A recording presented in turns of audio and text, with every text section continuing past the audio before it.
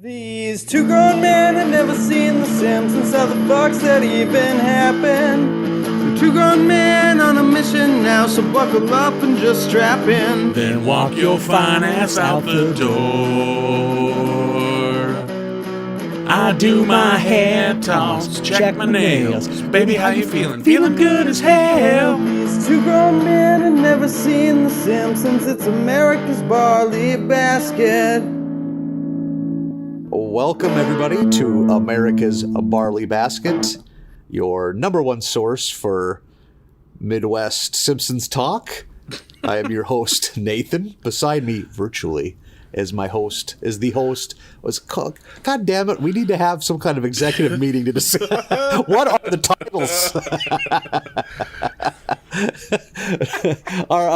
The other person, Marlin Wells. Hello. That was graceful. Smooth as always. You're like seamless transition. You're like an open micer who shouldn't be hosting yet, getting a hosting gig. Yeah, someone else got sick, so holding multiple pages of notes. Why doesn't he put his beer down? There's a little stool there for resting things. Oh man, it is a talent. It's a muscle that needs flexed and needs developed. But boy, howdy, do I hate hosting in the stand-up comedy world. The names, remembering names. Remembering, hey, everyone, remember the Late Show, there's 2-for-1 chicken teasers. And, I'm just no good at remembering shit I don't care about. I wish I could. So much of the professional world is that. Yeah, I don't... That's why I'm virtually unemployable. I don't have a problem with the remembering, here's this guy's 3 credits and his name, and that's all I need to know. But, I just hate you gotta be a clown, and I don't really care for that, to go up and, hey guys, you ready to have fun? It's like, oh god, fucking open my neck right now. Yeah. I just hate it so much. It's so plastic. I've never gotten enough actual comedy club hosting experience where I've never been chastised for the way I host, but I should be if I ever did a club, because I'm just like, let's do this, I guess. We're all indoors. That's that high jokes. Energy they're looking for. Let's do this, yep. I guess. It's probably better than the jukebox. I don't know. For me, the worst part is when you have to go up after the headliner to do the wrap up, because that's headliner hits his closer, crowd's laughing, cheering, he gives a wave, all right, I'm out of here, that's my time, whatever, and gets off the stage, and then here you doughy ass comes fucking trumbling up there, just give him a round of applause, just as the applause has already died out. We're done clapping, you dumb shit. They're like, listen, you lumpy fuck, we're done. We got our coats on already. We don't give a fuck about you anymore. Yeah, rattle off 5 comics that are coming down the road that they've never heard the names of. Yeah, join us next week that for guy. So-and-so and someone else you have no clue of. Yep. Oh, man, yeah. I remember hosting for a show at the Fargo Brewing one time, and those steps, precarious for a fit man, but nearly suicidal for a man of my size. And trying to do that casually was impossible. You get to the mic, you're already sweating. It's just dripping. Just no, those were... Adrenaline's going because you almost died twice. Got those endorphins going because you just put in your workout 4 seconds ago. Everyone saw it.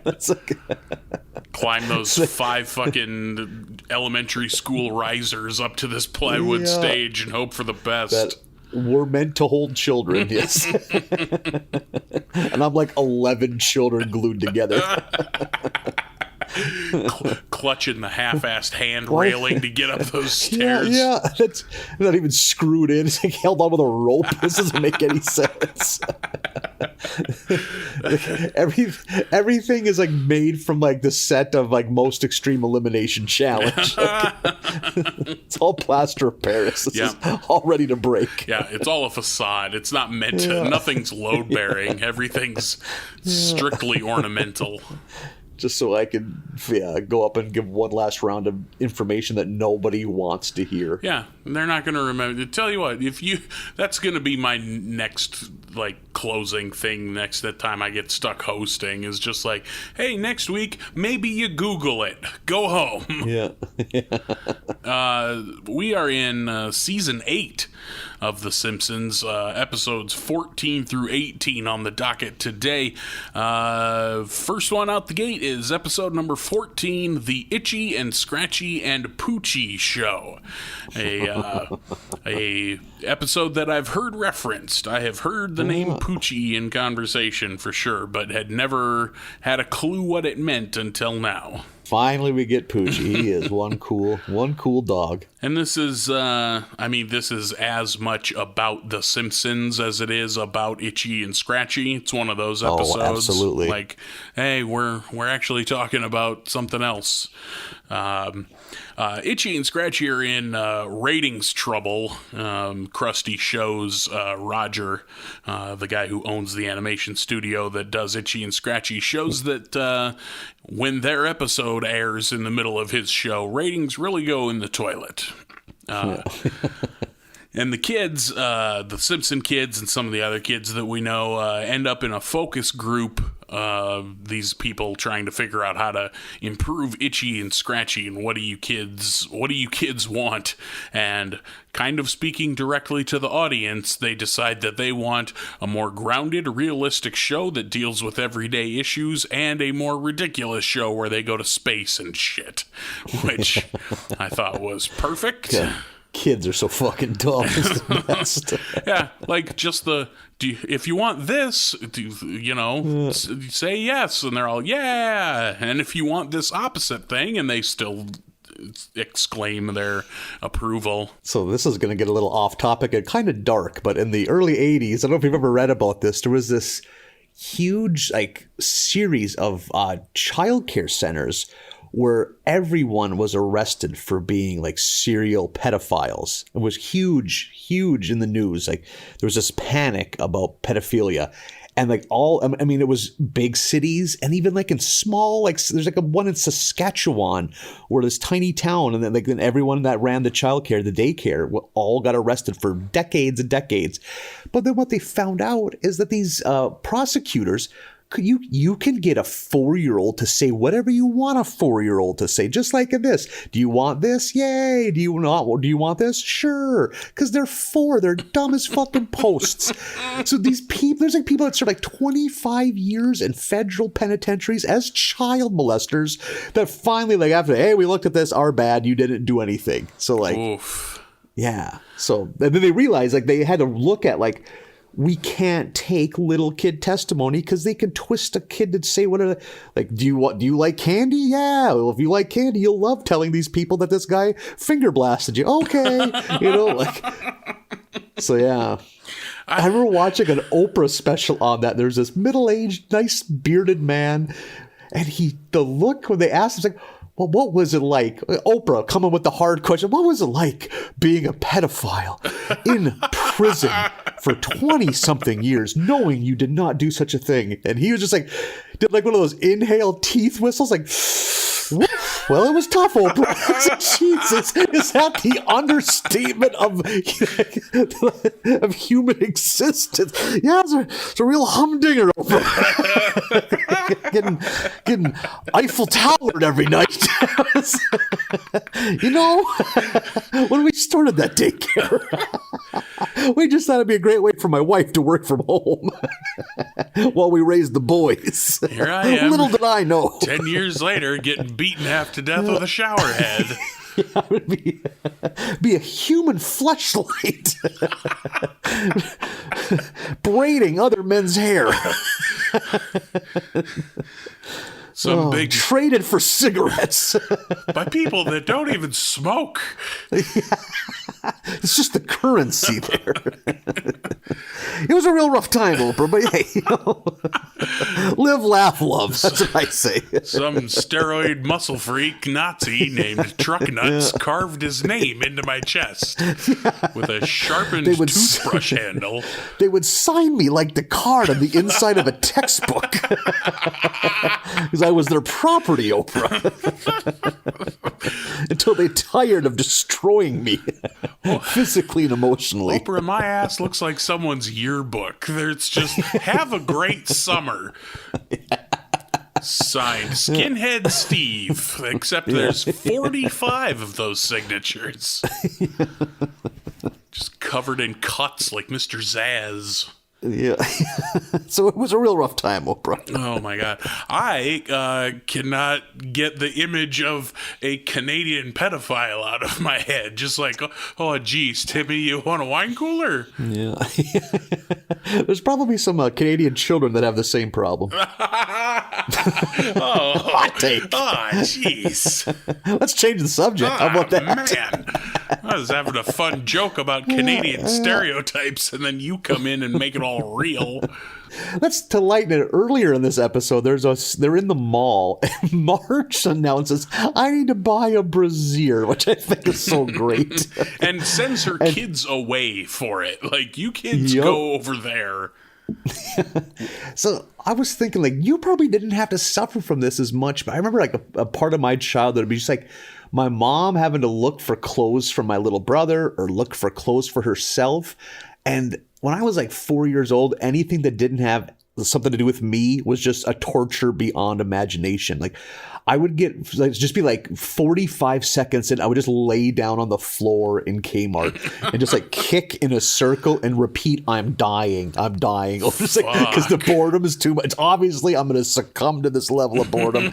There's been 90 seconds that weren't about me, so I just couldn't handle it. Or I'd crawl under the circular clothing racks and just scream, I'm dying. Like, I can't believe my mom that had just drowned me in a river at some point at that age. Like, I want to fucking thump you on top of the head, and I'm not even your parent. Or also what I would do is I'd just be so bored looking at my mom looking at something irrelevant in my eyes. So I'd be like, I bet I can just run to Target quick, look at the He-Man guys, and run right back and she won't even notice. But then I'm 4, so I have no fucking clue where anything is. So I just get lost. And then 15 minutes later, my mom would hear me bawling over the intercom at Kmart to come get me. Jesus Christ, really? Yeah. Or one time, my mom was like looking at shit for my brother. And all of a sudden, it's like some nice employee was trying to say my name, but she couldn't pronounce it. So she just handed the mic to me. Oh, that's a mistake on her part. Tears. Mom! I also remember a couple times just holding onto a pant leg because I was a little tot, and realizing halfway through I'm grabbing some strange lady's pant leg and looking up at her and just screaming like she forcibly took me. How would you like to be that lady? You don't even realize there's someone holding onto your purse. You look over, I look at you, and I just start freaking out. God, I can't. I remember one of the ladies like trying to like, hey, little boy, like, where's your mom at? Like, you're a bad person, lady. You tricked me. Yeah, how dare she be just minding her own business? How dare you have a purse that looks kind of like my mom's? That kind of behavior would not have been tolerated on our trips to the big city. Yeah. Oh, it ended in violence. There was repercussions, but I'm a man that fuels his desires even at a young age. If I want to look at He-Man guys, it's happening. Like, I now looking back, much like I am as an adult, I was also in, like, if I was a little shit when I was a kid, it was all turned inward. It was very, like, there was no screaming and crying when I was bored while we were shopping at Walmart, but there was a lot of just, like, apathy, very lethargic when it was like, all right, I'm tired of looking at jeans. They're just kind of shut down. Your mom having to bend at the knees to pick you up and dump you into that front part of the shopping cart. You're like 11. You're the size of a small man. Gonna brace the cart against the wall. What do they call that in wrestling when you don't help sell a move? You're sandbagging everything. Sandbagging. Yep. No selling. God, dude, Marlin, get in the cart. No, I can remember just like losing interest and not being able to fake it. Just being like, what do you think about this shirt? Yeah, it's I don't care. Like, and now I look around at myself now and I'm like, oh, that never changed. Like when I'm in duress, I just go down to zero. It just no. That's not like evolutionary wise. You should have lost that. I've never been about explosion. I'm an imploder for sure. I was young enough, I don't even remember. My mom tells a story about going grocery shopping. That was back when, you only grocery shop every couple of weeks, so you'd get a ton of shit. Yeah. And I was riding in the bottom of the cart like little kids often do. My mom was like looking at the milk. And I like stood up somehow, like so my feet were on the bottom of the cart. I was grabbing the edge and trying to holler at her about something dumb, I'm sure. And even that little kid weight was enough to tip that whole fucking cart on top of me. So I'm screaming like a 3-year-old that has tipped 75 pounds of groceries on him, and shit is broken. Shit's rolling down the aisles. I can't believe my mom didn't just look at that situation and go right out the door. Yep, just leave. Fuck, man. She was in her like mid-20s. She could have so many more kids. She could have started. People start fresh. God, but people have a dud. She could have driven away and started a new life somewhere else. That's what men used to do. Just have a new family at 35. Look around at dinner. Just nope. Get up. I'm gonna get some smokes. Never be seen again. So the kids are in this focus group. Lisa says there's nothing wrong with the show, but after so many years, the characters just don't have the same impact. Again, just talking straight to the audience. Yep. Which makes the light bulb go off in Roger's head. They're going to introduce a new character, and it's going to be a dog, because that, frankly, just makes sense. From mouse to cat to dog. They have a meeting with the higher-ups and the writers. The writers, of course, are like, this is a bad idea, but just go with it, because they're collecting a paycheck. And we see the animators giving a couple samples of what they think this rad, proactive, attitude-filled dog would be. And we're given Poochie, who has all the 90s rad staples, like a leather jacket rad. And sunglasses and backwards cap. And, skateboard. Yeah, this is... oh, boy. Like to lean against things. Yes, a lot of Sonic the Hedgehog type attitude. A lot of arms crossed, leaning. That was really the sign of someone that was cool. Remember in Sonic the Hedgehog, if you just set the controller down and didn't touch anything for a while, he'd like look into the camera and tap his foot real impatiently. That's attitude, baby. See, I don't know if I've ever played a Sonic the Hedgehog game.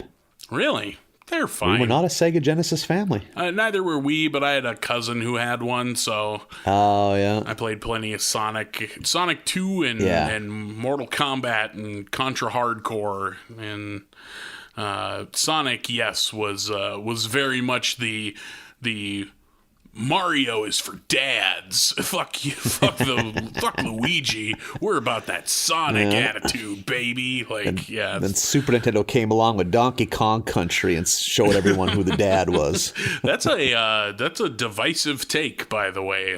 Donkey Kong Country. The closest I've ever been involved to gang warfare was the Super Nintendo versus Genesis schism of the mid to early 90s. That was and looking Super back, Nintendo, it's not even close. Ride or die. Yeah. Genesis looked cool, man, with that black sheen on it. Like, it looked cool. There's things to enjoy about both consoles in retrospect, but we all just grew up and people turned the way they felt about console wars into politics. So that's cool. Like back then, your parents bought you a Genesis, and it wasn't the good one, but it's the one you had. It definitely is provably not better, but it's the one you had, so you defend it real staunchly, and you get a real fucking attitude about it. And then down the road, you become a Trump voter, and you didn't change at all. You just wore a different hat. Except now you're also racist. Back then, you just wanted hedgehogs. So nothing gets better. And now you don't think hedgehogs should be allowed in this country. God. God, I hate it so fucking much. But it is. Burn it all. It is true. The console wars just became politics. Yeah. Real gross. I'm over here trying to use logic that 3 buttons in a row makes no sense. Why not put it in a triangle so it's easy to reach? But you can't talk logic to these people, Marlin. I will listen to your Sega Genesis arguments on 2 fronts. It's the sound chip. It always did sound better than the Super Nintendo. And Mortal Kombat had blood instead of sweat for no reason, like on the fucking Super Nintendo.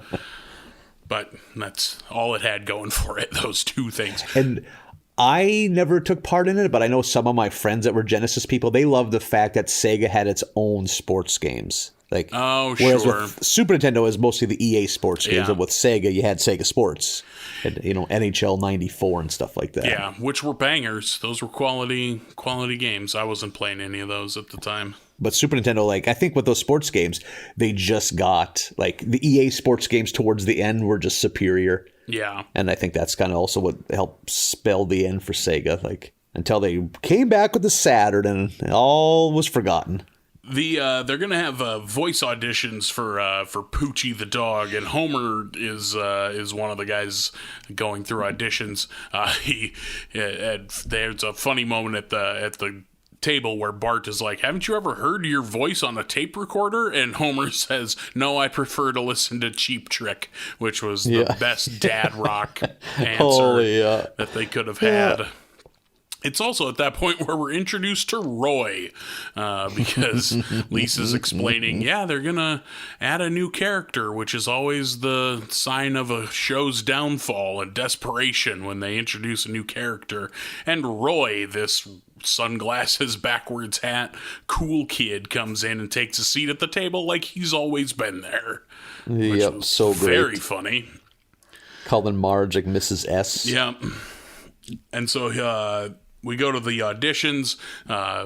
Roger just like says yes to everyone and then like gets rid of the person beforehand. Like Otto delivers the line. He's like, "Yeah, you're perfect." And then I forget who the next guy is, but he's like, "You're perfect," and gets rid of Otto. We eventually get Homer winning the role, of course, because he kind of has to, because he needs something to do during the episode. We get him in the sound booth with I forget her name, but the woman who plays the other 2 characters, plays Itchy and Scratchy, and then they go out. They're doing the town makes a big deal out of this. Like, it's on the front page of the newspaper and shit that Itchy and Scratchy is introducing a new character. I love that, yeah. And then they groundbreaking news. Yeah, and they do, Homer and the voice actress that plays Itchy and Scratchy do a Q&A at, like, the comic book shop. And, oh my God, the nailed it. Insufferable accuracy of those nerds. Whoo boy. Oh, have you ever been to like a big Q&A for like a big Comic-Con or anything? Like, I don't know if it qualifies as big, but like I told the story on the show before about meeting George R.R. Martin at that Q&A and what a insufferable bunch those fans were. But that's probably the biggest one, yeah. I think I've discussed this too. That time me and my friends were violently drunk in Reno, Nevada, and there happened to be a Wizard Con there, and it was huge. Hey, let's drop $30 and day drink in a Comic-Con, and we went to this. I didn't even realize the scope of it. It was like in an arena, this Q&A for Walking Dead, when The Walking Dead was just, everyone was losing their mind about it. And man, when they opened it up to the audience, my definition of the word introvert changed after watching the fucking mutant menagerie that fucking came upon that microphone, man. It was bonkers. Yeah. Like, it seemed like it was like a joke, like it was like a SNL skit. Like, but no, that's what these people like. And my one friend, who was an asshole, wonderfully so, just openly laughed at them before they could open their mouths. Like, but these people were so in another zone that they didn't even hear him. It's like, we're gonna get kicked out of here. It's like, nobody cares. I'm just gonna have fun looking at these people. And yeah. It was like braces on top of braces. None of it made sense. It's like are you so fucked up, or is this just cosplay at this point? Well, like, and at some point, to me anyway, that kind of nerddom is almost admirable to like stand up there and ask your dipshit, super specific, no one gives a shit questions with no irony or shame. Like, kind of good on ya. They almost have to have a handler from the show that preps the actors and actresses for preparing. Because, like, if you went out there cold, be like, I don't know, kid, that's fucking dumb. Next question, like. But they somehow find a way to fucking pacify them, like, just agree with whatever they're saying. Like, yeah, man, if he did own a Pontiac, it would be a Grand Prix. Great question. Next question, good on those guys for being able to like handle that. Because boy, howdy, do I roll my eyes hard at some of that, and it's like I've been to Comic-Cons, small ones, and I go to the comic book shop on occasion and buy comics. I'm a fucking nerd, but I am like a functioning nerd. Some of the people that you run into at those things, it's like, whew, like, good on you for doing your thing. Like what you like. I'm not going to shit on you, but woof. I'm a nerd. It's just about sports. Like, I've taken the time to do my own reading on the NBA's collective bargaining agreement, so I have a better grasp on how trades can be done. Like, that's anything else in life, you will be mocked mercilessly, but as long as it's sports, it's kind of okay. So that's where I'm at right now. Yeah, sports fans are allowed to be nerdy about their own shit. Like, fantasy football is just D&D. Dude, absolutely. And they don't realize it. Or I think plenty don't, but especially if you show up wearing a jersey. It's like now you're cosplaying also. Like, Jesus. You sort of throwing that football around, now you're LARPing. Yeah, congratulations, nerd.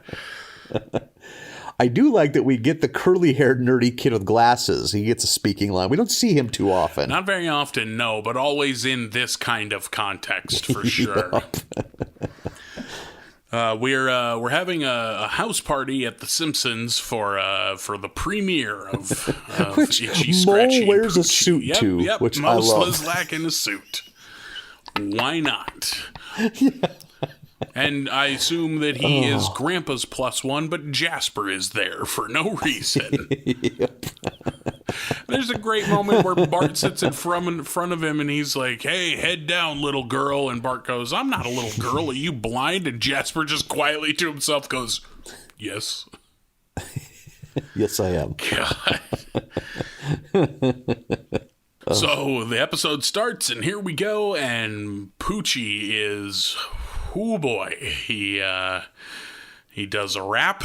He's a rapping dog, apparently. And he has a surfboard for no reason that he never actually uses, but he has a surfboard. And I think at the climax of all this, he like gives a guitar solo and then rides a BMX bike through a half pipe to dunk a basketball. The most fucking 90s X Games attitude, cool kid shit that I've ever seen in my life. If so, it's obviously played for laughs. And if someone like that wasn't around at that time saw it, like, oh man, that's so silly. That fucking entire act could have been in a 1996 advertisement for pizza rolls. It wouldn't have felt out of place. That's funny. My immediate thing that I thought was, this is a Sunny D commercial from 1995. Oh, dude. Perfect. Just there has to be a mom that's kind of confused by what's going on, but she's just like, oh, you kids. Yeah, they need to put the mom in there to signify that children shouldn't handle the oven. I feel like the mom was in those commercials to fill some manner of legalese. There needs to be an adult here for this. Yeah. Is your mom serving you chicken nuggets that are round like an asshole? How about you try ones that are shaped like fucking dinosaurs? Fuck yeah. Time for a guitar solo. That shit was everywhere. That was every Saturday morning cartoons advertisement for the entirety of the 90s. Yeah, it's funny there wasn't more epilepsy because of the endless, loud, bright colors, the flashing all the time. Yeah, just one after another. Every commercial break was just 6 of those commercials in a row. And it was like Sunny D, some sort of action figure, 2 different kinds of cereal, Pizza Hut, and then you're back to Ninja Turtles. Like, how many guys from failed prog rock bands from the 70s were able to make a comfortable living into the late 90s playing generic guitar solos for advertising? That had to be a lucrative business at one point. Just a studio musician for kids' advertisements. Yeah. Yeah. So the episode bombs. Nobody fucking likes Poochie. Not at all. And the studio, of course, is like, well, we don't really know how this happened. We think our audience changed. It's like, you people are so fucking awful.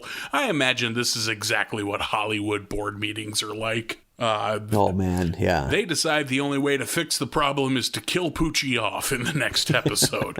One episode, and they're done with him. Yeah.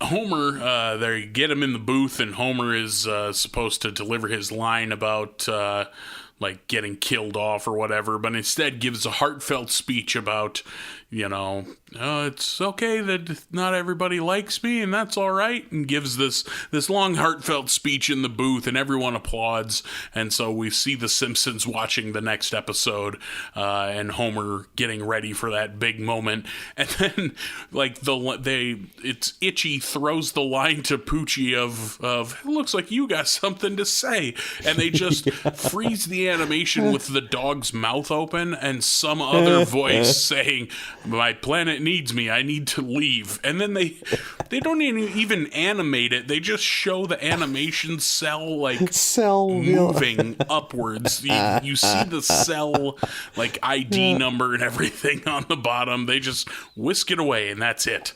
And then it cuts to like a static text screen saying Poochie died on the way to his home planet. Yeah. Why couldn't they let him survive? Right. Like, there was no reason for that. And even if that's what they were going to do, they could have animated it. But nope, they just he opens his mouth and all of the dialogue comes out, and then it's like 3 frames. They didn't even do a smooth swoosh of taking him away. Yep. It's just, he's gone.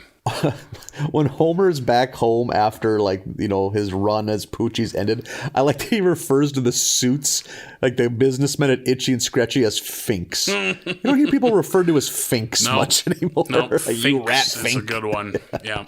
Yeah.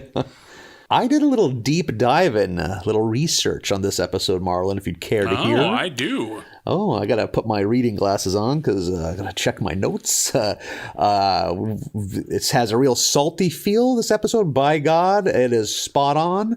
Because going into season 8, several executives at Fox were pushing for the writers to add a new character to the show. Really? Like a Roy. Yep. That was something because they kind of thought the Simpsons were stagnating and I don't know about this. And they just couldn't wrap their head around the fact that you're never going to get that crazy, worldwide phenomena that was the Simpsons in the first couple seasons, like we're not new. We can't make it new. I wonder if the ratings were dipping, but I don't think they were. I think I've looked at the 90s and they're pretty solid. They were never number 1 because they were on fucking Fox. Yeah. But they were always, I think, well through the 90s are pretty solid. But here's something I thought you might enjoy. The idea of Roy was originally thought of during season 6's Treehouse of Terror, Treehouse of Terror 5 in season 6. Remember the one where there's all the alternate realities? Yes, I do remember that. Yeah, there was going to be one where Roy was there. Weird. Where Homer comes out of the basement, there'd be Roy. Huh. And I suppose maybe they had a quick mock-up of what he would look like and then decided to throw him in here. And listen to this. Here was David X. Cohen's first thoughts on what Poochie should be. Originally, Poochie was going to be this super annoying, wealthy, unlikable cartoon dog. And here was what the cartoon was going to be. Itchy and Scratchy are laborers in Poochie's gold mine. Poochie sits on a velvet throne surrounded by bags of money.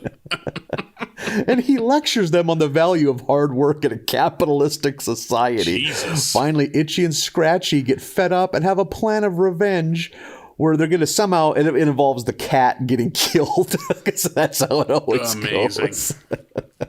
But it's going to end with Poochie saying, oh, well, I can always use my millions of dollars to hire more workers. That's the power of money. And then it would just fade to black. Holy fuck, I would like to see that. Yeah, I would like to see that animated, please. Yeah. What they were going to do is they were going to put the cat with a bomb in a bag of money and hand it to him. And he was supposed to open it up and the cat would throw the bomb. But he looked at the bag of money. It was too small of a bag of money. So he just threw it away and then the cat blew up. That's the power of money. Jesus Christ. I think the Simpsons people are a little bit, the writers are a little bit disillusioned by Hollywood at this point. Do you think the writers are fairly poor compared to the people who run the show? Exactly. Yeah. Good times. I always like seeing writers, especially TV show writers, portrayed on this show. Like, this isn't the first episode that we've seen like a writer's room, and it's always so good because they're always just like kind of disinterested, you know. It's like they're happy they got the gig. Yeah. That's whatever they got to do to keep that paycheck rolling. Yeah, and they're just like a jeans and t-shirt crowd in this boardroom. Enjoyable episode. I liked it. Yeah, I was into that one. I like these good Poochie laughs. Yeah, I like these like fourth wall episodes. I'm pretty into that. Yeah. And yeah, to be able to put a face to the name, because I've heard the name Poochie like pointed at other shows of because it kind of became a term the same way like Jumping the Shark did from Good Times or Happy Days. And so I've heard things referred to as, quote, a Poochie situation. And what was the thing that Poochie said at the end of his like big monologue? Because with anything animated for kids, they always have to tape on some life lesson at the end. Oh, there was some like, manner stay in school. Recycle stay in school or something don't like that. do drugs. Yeah. I thought that was it was so forced. It was so great because it was so real. Because every cartoon had to have that back then. Yeah. Even if they didn't crowbar it just into the show, then they would, if they didn't go that route, they would do the addendum at the end of the episode, like G.I. Joe style. Was G.I. Joe was notorious for those, like, remember, kids don't play around down power lines. I'm a little darker. I was like, it'd be like fucking Roadblock walking up on two kids trying to start a stray cat on fire. Like, hey, just because they're strays doesn't mean you should torture them. And that's one to grow on. G.I. Joe. And knowing is half the battle. That's what it was. Yeah. Picture now G.I. Joe animation style, a bunch of kids covering a sleeping homeless man in lighter fluid. Lady J's like, not kids. Hey, why start homeless people on fire when you could shoot hoops? You're right, Lady J. The homeless guy never wakes up. Doesn't even move the whole clip. He's just breathing. Yeah. Very erratic breathing. You think G.I. Joe still holds up? You think you could pop in a VHS tape of G.I. Joe episodes and watch it? I bet the whole Cobra Law series of episodes holds up. The one they ended up making like a movie out of. Like, I remember as a kid thinking that was some heavy shit. Maybe again because I was just a kid, so maybe it doesn't hold up. But I remember thinking then that was a cut above the shit I was used to. I've never seen an episode of G.I. Joe. It was just before me, you know. I was of that era of like action cartoons, like afternoon action cartoons. I put G.I. Joe on top. And then I put Transformers next. I never liked the He-Man cartoon because I was too serious about my He-Man guys, because that was my toy, was He-Man guys. And I thought the cartoon made too many of the bad guys look buffoonish, and I didn't appreciate that. See him made a clown, yeah. Yeah, exactly. I don't want fucking He-Man bopping Jitsu and Two Bad's heads together. Well, they couldn't do that with Two Bad. Two Bad had two heads. So you'd actually be bopping Two Bad's two heads together. Oh, and I've never seen that show either, but that definitely happened on that show, for sure, right? Yep. A lot of that. Yeah. A lot of that. Like, God damn it. Give these guys the respect they deserve. Because the little free comic book that came with the toys was gnarly. These guys were scary, and like He-Man was, up to his neck in fucking trouble at all the time. But the cartoon was just fucking He-Man kicking a bunch of ass and fucking everyone celebrating. It's like, we're fucking dumbing it down for these dipshits out there. We should make them go climb a level. Don't stoop down to what they're trying to fucking figure out. You sound like when that's for another podcast. You sound like when Sideshow Bob took over the Krusty the Clown show. Yeah, I am. Totally. Yeah, like I would have it like serialized. Like we're in episode 19 of a 20-part series of He-Man preparing for the invasion of Hordax. Will he join forces with Skeletor? I've never seen G.I. Joe, but I have heard people in adulthood, like fairly recently, say good things about some episode or maybe a 2-part episode where like Shipwreck goes to some island where everyone's a synthoid and he like hallucinates and everyone's faces melt off. Like some weird episode of G.I. Joe that frankly sounds fucking rad. So the one thing that bugged me about it, because my parents didn't know that HBO wasn't for kids, so I got to see TV shows where people got shot in the fucking face. So the thing that never makes sense, G.I. Joe, they'd blast a fucking a fighter jet out of the air, and there'd be a parachute. Like, that fucking thing blew up. Yeah, no one died on that show, ever. Yeah, no one ever did. And every gun shot lasers for some reason. It's like nothing made sense. Meanwhile, the G.I. Joe comic book, fucking great. People dying all the time in the G.I. Joe comic book. I grew up, a lot of our family was big into watching, like, old Westerns. And in old Westerns, when someone gets shot, they just, like, there's no blood. They just kind of clutch their chest and fall over. Yep. Like, and that's the extent of it. So if I'd have seen, like, RoboCop when I was 10, it would have fucking charred my brain. RoboCop goes fucking hard in the paint. Yeah, man, there's all sorts of people getting shot. Yeah, that episode, that scene where like Red Foreman and his crew execute Murphy is a banger. Mm-hmm. God, that movie's so fucking good. I like the Westerns like in the 70s when it's like really weird, like when they're starting to mix in the blood. Like the Wild Bunch is just bonkers, but like. They hadn't quite figured out fake blood. Either that or I have very unhealthy blood because my blood doesn't look like ragu. Is it supposed to look like a non-meat spaghetti sauce? Because that's what every 70s action movie, that's what blood looks like. Bright fucking red. Bright cherry red. Yeah, almost orange. Yeah. God, the Wild Bunch is fucking good. Oh, that's a good movie. Now we're just talking about good movies we like. RoboCop and Wild Bunch. Everyone should watch those. There's a part in the beginning of Wild Bunch, or in the middle, I get kind of bored with, but that first opening scene and that final battle scene where they all know they're not going to make it, that shit is... I'd love to see that in the theater. Yeah, there's more ammunition expended in the last, like, half hour of the Wild Bunch than, like, all of the Vietnam War. Yep. It is hard. wild.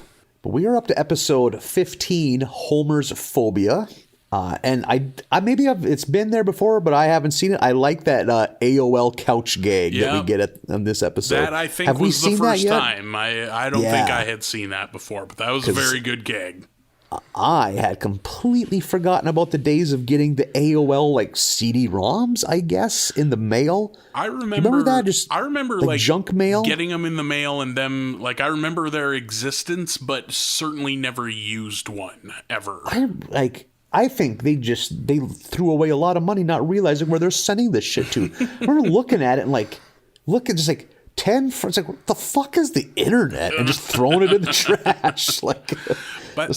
By the time I got around to the internet, like as far as having it at home, it was like that wasn't a thing anymore. You just plugged into the phone line. Like we just had dial-up internet. So the idea of like put this disc in and get a certain number of minutes of internet is the craziest shit. Insanity. Yeah, like did like the disc burn up? like at the end, like shop vac the dust out of your disc drive. It's like we got any more of those AOLs laying around? It's like fucking Hideo Kojima for I think it was either Zone of the Enders or Metal Gear Solid 2. Hideo Kojima's vision was that if you died in the game, rather than being able to load a save, the disc would destruct itself, and you'd have to go buy another one. No. Hideo Kojima is an auteur fucking madman of the video game world. But the AOL discs, I don't have any personal experience with other than throwing some away in my youth. Yeah, I am guessing that didn't make it to North Dakota, was my guess. Maybe some real hip families in Fargo, but not out in the rural part. No. I do like this episode is kind of a throwback to like the Bart-centric episodes of early on where like it starts with Bart shenanigans because he's doing using the dryer as like a lotto ball machine. Yeah. Like all that shit labeled. Yeah, all the and one of the quote unquote balls is just a shoe that he's put a number on. It's a Millhouse like, come on, shoe. Yeah, so he's using his dryer to gamble with another neighborhood kids. Yeah. So, and it ends up destroying the dryer because the dryer isn't meant for shoes and tennis balls. Getting back to us being children, did you ever accidentally break anything important as a kid? That was always a fear in every child's head. Like, oh man, I know I really want to throw the football in the living room, but the repercussions could be severe. Nothing like that, I don't think. I definitely, while raking hay once, took a corner way too tight and wrapped the hitch of the hay rake up over the tire of the tractor, and that was real I bad. could picture that. I caught a lot of hell for that. That was. I'm sure Dad handled that well. Oh yeah, it was very calm. Just listen, these things happen, and it's nobody's fault, and that's okay. And then we got ice cream, and it was awesome. Yeah. I wonder if that ever crossed their minds. No, absolutely not. No. By freaking out, I'm not going to stop this from happening again. I'm probably going to increase the chances of it happening again. Yeah.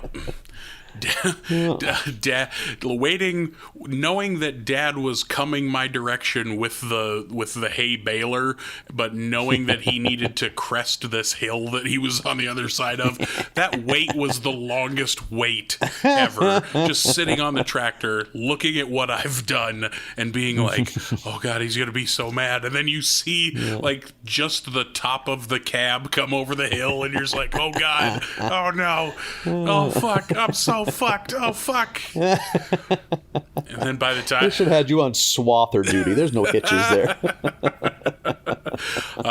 I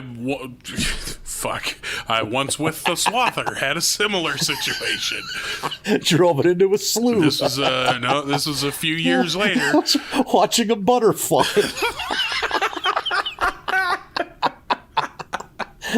Your dad was in the pickup. He could only see it and watch it happen in terror. Oh no! Look at monarchs! He sees your arm reach out and you're trying to grab at it. He's waving, just no. Come here, little friend. Sure is lonesome in the cab of the swather. Oh shit! Nothing we had a cab on it. Come on. Yeah. I was on the swather, and he sent me over to a hayfield down the road, like, go get started on that one. And I remember as I was leaving, he shouted, "Hey, be careful on the first row on the west side. There's a great big rock. Don't hit it." And I said, "Okay, got it." And drove all the way over there and set the header down and got started, and I'm going down the west side, and the whole time I'm just like, big rock, don't hit it, big rock, don't hit it. I am eagle-eyed looking. I'm seeing the matrix code. I'm absorbing every bit of information, examining every blade of grass. I am not hitting this rock, no fucking way. And there it is. I see it, a big rock, probably about the size of like a a 1 gallon ice cream bucket. And I'm like, yep, there it is. I see it, no problem. I lift the header and I go over the rock and I set the header back down and I turn and I look over my shoulder and I see like, yep, there it is. I completely missed it. And then I turned around just in time to hit a rock the size of a square hay bale. That brings the swather to a dead stop. I break 4 of the beater boards out of the swather head. I knock out guards and teeth off the sickle. Everything has gone wrong. I am feeling this in my soul right now. It describes so much of my childhood of doing shit with my dad. I was giving vague instructions. And like, I was... You're not going to want to do this, but you got to do this, so don't do that. What's going on? All being mumbled to you from a runner. Well, he's in a running vehicle, so it's like, I didn't get a word of that. I was like, he gave me specific instructions, and I was so proud of myself for not hitting what I thought was the quote-unquote the big rock, as if there were only one of them. Like, I really was. I was looking over my shoulder, looking at that rock that I had missed, being like, fuck yeah, fuck you. See, I can do what I'm told, and I do listen, and I'm smart, and I'm good at this, and boom, I hit that fucking... I mean, it was the size of a large dog. It was enormous. Boy, we got off track here, but the only thing I can remember... I don't even remember doing it. You had to have broken something. I only remember, I don't even remember doing it very well, but it had to have been me. My parents had a pretty nice stereo, and at some point I shoved the 8-track player full of plastic cows. I think I might have mentioned that before. I'm like, because I remember like getting toys like that from relatives that didn't know me. It's like, oh, this is dumb. And I usually just put them to some kind of punishment for being dumb toys. So I could see the plastic cows being banished to the 8-track player. It's like, because I was also like a barn. It had the swinging door. Like never came out because I stuffed it full of plastic. But you know what, goddammit? I don't ever remember seeing an 8-track in my parents' house. So hey, I don't think I was depriving them of anything. I just love the idea of you being like, yep, these go here, and just shoving them into the 8-track player. I do remember being old enough to figure out how the record player worked, because that became a battleground for my He-Man guys, because it spun.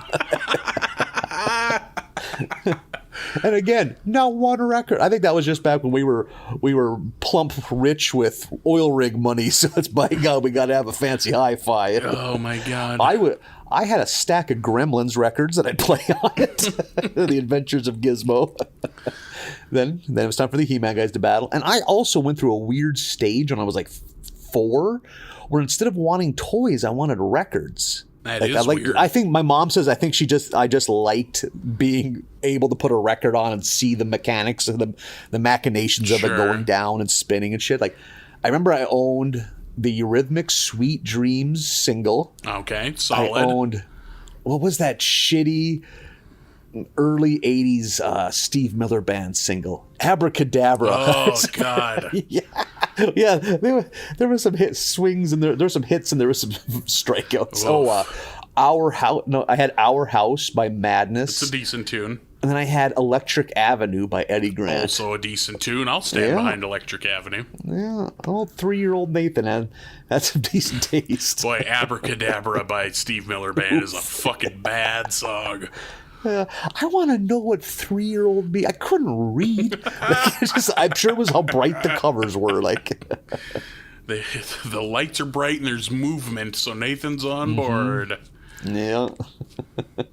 So the Simpsons are in a tough place because they have a bill of like $900 to fix the dryer. So Marge thinks, well, we got to sell this old Civil War heirloom that my grandmother gave me. And they find some store in the mall that is full of just kind of kitschy type collectible stuff like Bric-a-brac. Bric-a-brac. Yep. And she thinks that it's like a heirloom that's worth countless thousands, but John Waters. Yeah. I don't know if his character had a different name, but it's John. He's playing himself. It was John, yeah. is the proprietor of this store, and he lets her know it was like made 1977, like and that it's a whiskey some kind bottle. of raw gut whiskey. Yep, it's a decanter. Yeah, and he like unscrews the Civil War guy's head and pours himself a drink out of it. Yeah, and I love the line out of Marge that says, "Well, maybe it's not a priceless heirloom, but it is a monument to Grandma's secret drinking problem." Holy shit! Oh my god. But this is how they get to meet John, and he dazzles them, as I'm assuming John Waters does when you're around him in real life, and full of amazing information, and he's a charmer, and both Homer and Marge are just blown away by this guy, and Homer invites him over for supper. Do you know anything about John Waters? Because I I can point him out in a lineup. I know what he looks like. I know what his voice sounds like. Yeah. But I don't know anything about why he is famous or why I have friends who really like John Waters, like unironically, and I don't I know he's the king of sleaze or whatever he calls himself, bad taste. I don't know anything about the guy. Oh, yeah, I know. He wrote a series of articles for Playboy that I kind of dug. He grew up in Baltimore, and he has the photographic memory of just real trashy downtown Baltimore and stuff. And he made some, I love Serial Mom. He made that in the mid-'90s. God, see, I haven't seen some of his bigger movies, some of his late 70s, early 80s stuff that really got him on the scene. Is that what he's known for? He's a director? He's a filmmaker. Oh, okay. Yeah, okay. Mostly a filmmaker. Yeah. Which I don't know if he's made a feature film in 15 years. He did a movie called Pecker in the early aughts. He's Low Down, is it A Dirty Shame or something like that? A Low Down Dirty Shame with Tracy Ullman, where The Simpsons got their start. A movie with her in it. But yeah, he's he's, I don't know, probably in his 70s now, but yeah, he hasn't made a movie. He came to the Fargo Theater just to talk. Yeah, he's one of those cults of personalities that would totally do something like that, like a Kevin Smith historic theater Q&A, something along those lines. So that's literally all I know about the guy. He's delightful in this episode. And I think he knows a lot about shit movies. He's just got an encyclopedic memory of that kind of stuff. So yeah, he's a good guy to come have talk for 3 hours, because he could definitely pull it off. Fair enough. Yeah, it dawned on me watching this show, because I picked out his voice immediately, and the character looks just like him. I was like, it's John Waters. And then that was followed pretty quickly by, who the fuck is John Waters? Yeah. Why is that a name I vaguely recognize? Yeah, one of those. Yeah, I would definitely recommend Serial Mom. Holy shit, there's some good laughs in Serial Mom. I'll have to check that out. Add it to the list. Add it to Safe Men. Yeah. Oh, dude. Safe Men first. Safe Men first. Safe Men before Babes. We got a hell of a list going. So when John's about to come, they're all excited to have a house guest, and Marge breaks out Mommy's patented Happy Cracker snack platter, which is just cheese whiz and olives on crackers, which, telling you replace crackers with buns, and that would fit into any Lutheran potluck that you would find. I thought of you right away. I was like, cheese whiz and green olives. Oh, boy. Yeah.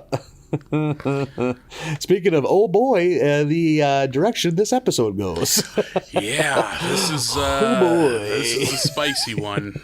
Yep, there is a scene before this dinner party, of them in the store, and John is trying to explain the concept of camp to Homer Simpson, and it's hysterical because I feel like that would be you trying to explain camp to any dad. Let me sit down any dad and try to explain why Bubba Hotep is fantastic. You know what I mean? Yeah. Holy yeah. Or to my dad, the idea of fixing up an old house is just insanity. It's just so really? Is your dad not it's so a impractical. Well, no, he's just it's so much extra money that's those old houses are junk. He thinks putting a bunch of money into fixing up some old house on campus, an old building, is just it's a waste of money. Knock it down, build something new that works. House flippers would baffle him. he's all about like efficiency. Well, if you can make money at it, but he just thinks like a lot of that old stuff, which is true. A lot of old shit's just a money pit. Yeah, that's true. Like there's no insulation in the walls. A fucking like it's all that lathe or whatever it is. You got to tear all that shit out, like all the old wiring and stuff. He's like, nope. Your old man strikes me as the kind of guy where if he designed a house, it would be a gray rectangle. Mm-hmm. Oh, have you seen my parents' house? It is a cheese box. I think they built that house for under $40,000, even in $1995. That's impressive. That's remarkable. Yeah, that's a feat. One plug-in per room. We don't need these kids getting used to all these devices. But somehow, I think he finally puts two and two together, Homer does, and realizes that their friend John is a homosexual, and this is blowing Homer's mind, and he doesn't know how to handle it. He says a lot of things that don't age so well. Yeah. This is a spicy episode. It's then he just kind of gets salty because the rest of the family still loves spending time with John. Homer's a piece of shit in this episode because Homer is upset and has his feathers ruffled. A, that John is gay, and B, that his family still wants to spend time with him. Like, how dare they? And it really goes off the rails when Bart seems to really enjoy his time with John. And there's that scene where he walks into the living room and Bart is dancing to some like doo-wop song with that big black wig, which I think is supposed to be Ricky Lake's wig from Hairspray. that is a bridge too far for Homer. Yeah, Homer snaps. Yeah. And he's worried that somehow John is using his magical gay abilities to turn Bart gay. Because that's how that works, clearly. Yep. Science is proven. Oh, Jesus Christ, They this shoot episode. lasers out of their eyes and turn young boys gay. Gay lasers, colloquially known as gazers. That's... Yeah. Oh, see, I didn't take the gay science class in my freshman year, so I missed out on the terminology. It's called church, is what it's called. It's not gay science. Overhead projector, as you can see here. So from there, it's Homer's thinking of all these cockamamie schemes to make Bart manlier. And they end up, the main one is taking him hunting. He does try a couple that don't stick before that. Yeah. So he sets him in front of that billboard for cigarettes with the two like half naked ladies on it. Leaves him there in the middle of the freeway for a couple hours, and when he comes back, Bart's just like, I kind of feel like smoking. Like that's the message he took, which I thought was funny. And that fucking scene at the gay steel mill killed me when he takes him to the steel mill to see real men working.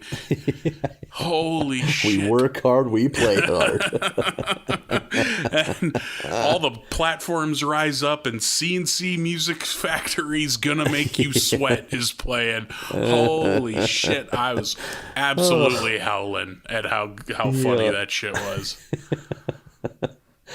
Oh, well, yeah. So that obviously backfires. So Homer is in Moe's just beside himself. He doesn't know what to do. And then I think it's Moe's idea. Like, why don't we take him hunting? Yeah, take him deer hunting. Moe and Barney, and then Homer and Bart. And just as you'd expect, Barney's getting wasted.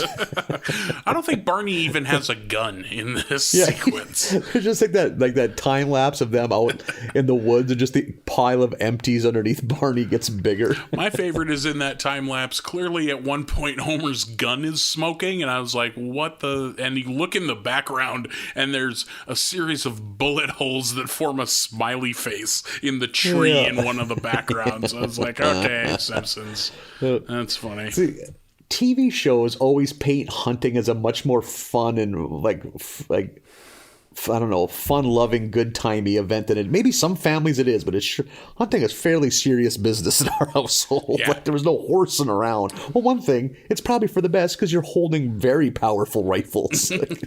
I definitely had gotten a glimpse of other families or other neighbors and what their hunting experience was like. And yes, other people do have fun hunting, I've learned, which is crazy to me.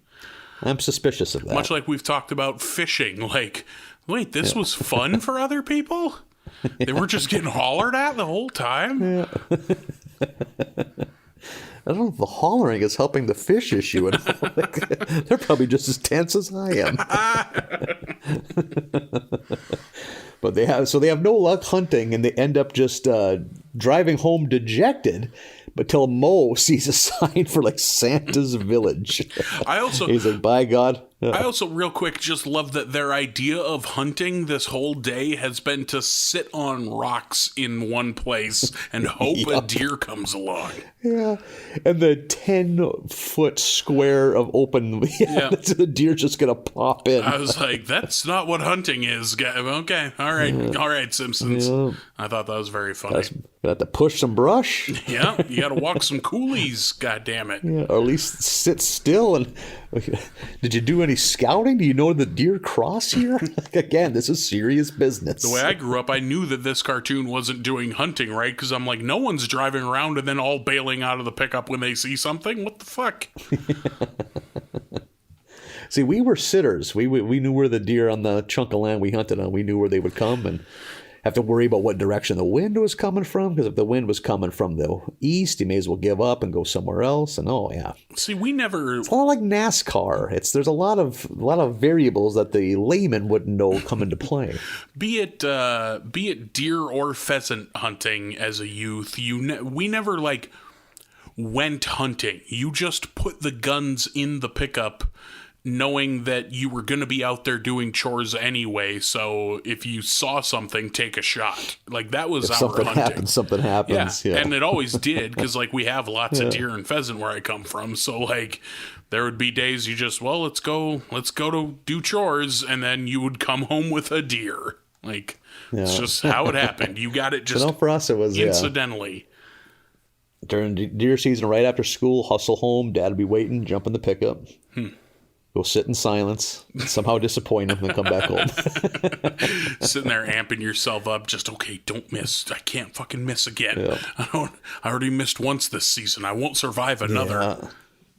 One of the few, like, proud son-father moments I had is my first deer was it was a standing shot from at least 150 yards away, if not more, which to this day, I could shoot 1,000 times and not make that shot again. Because I remember I was like breathing heavy too, so the gun barrel was dropping a foot every exhale. It was a literal 1 in a million. I remember just thinking, just shoot so you show like you're putting some effort in. That fucking thing drops like a bag of doorknobs. Hey, good job. Like, what? I didn't know you were allowed to say that. I've never heard you put those words in that order ever before. I remember getting like a pat on the shoulder and I tensed up so much. Like, this is not a healthy, normal relationship. All right, Nathan, now you're just bragging. I get it. Like, you guys are tight. I understand. Now I don't need you rubbing my face in it. Jesus Christ. I don't want to brag, but I was number one son for that afternoon. I was never number one son ever, and I'm an only child. You got pushed into like a division with the neighbor boys. So Mo has decided, hey, Bart's gonna be a man one way or the other. They decided to pull into it's after hours by now, a Santa's Village where there's a ton of reindeer corralled. Mm-hmm. So they just jump the fence and they're gonna shoot a reindeer from 10 feet away.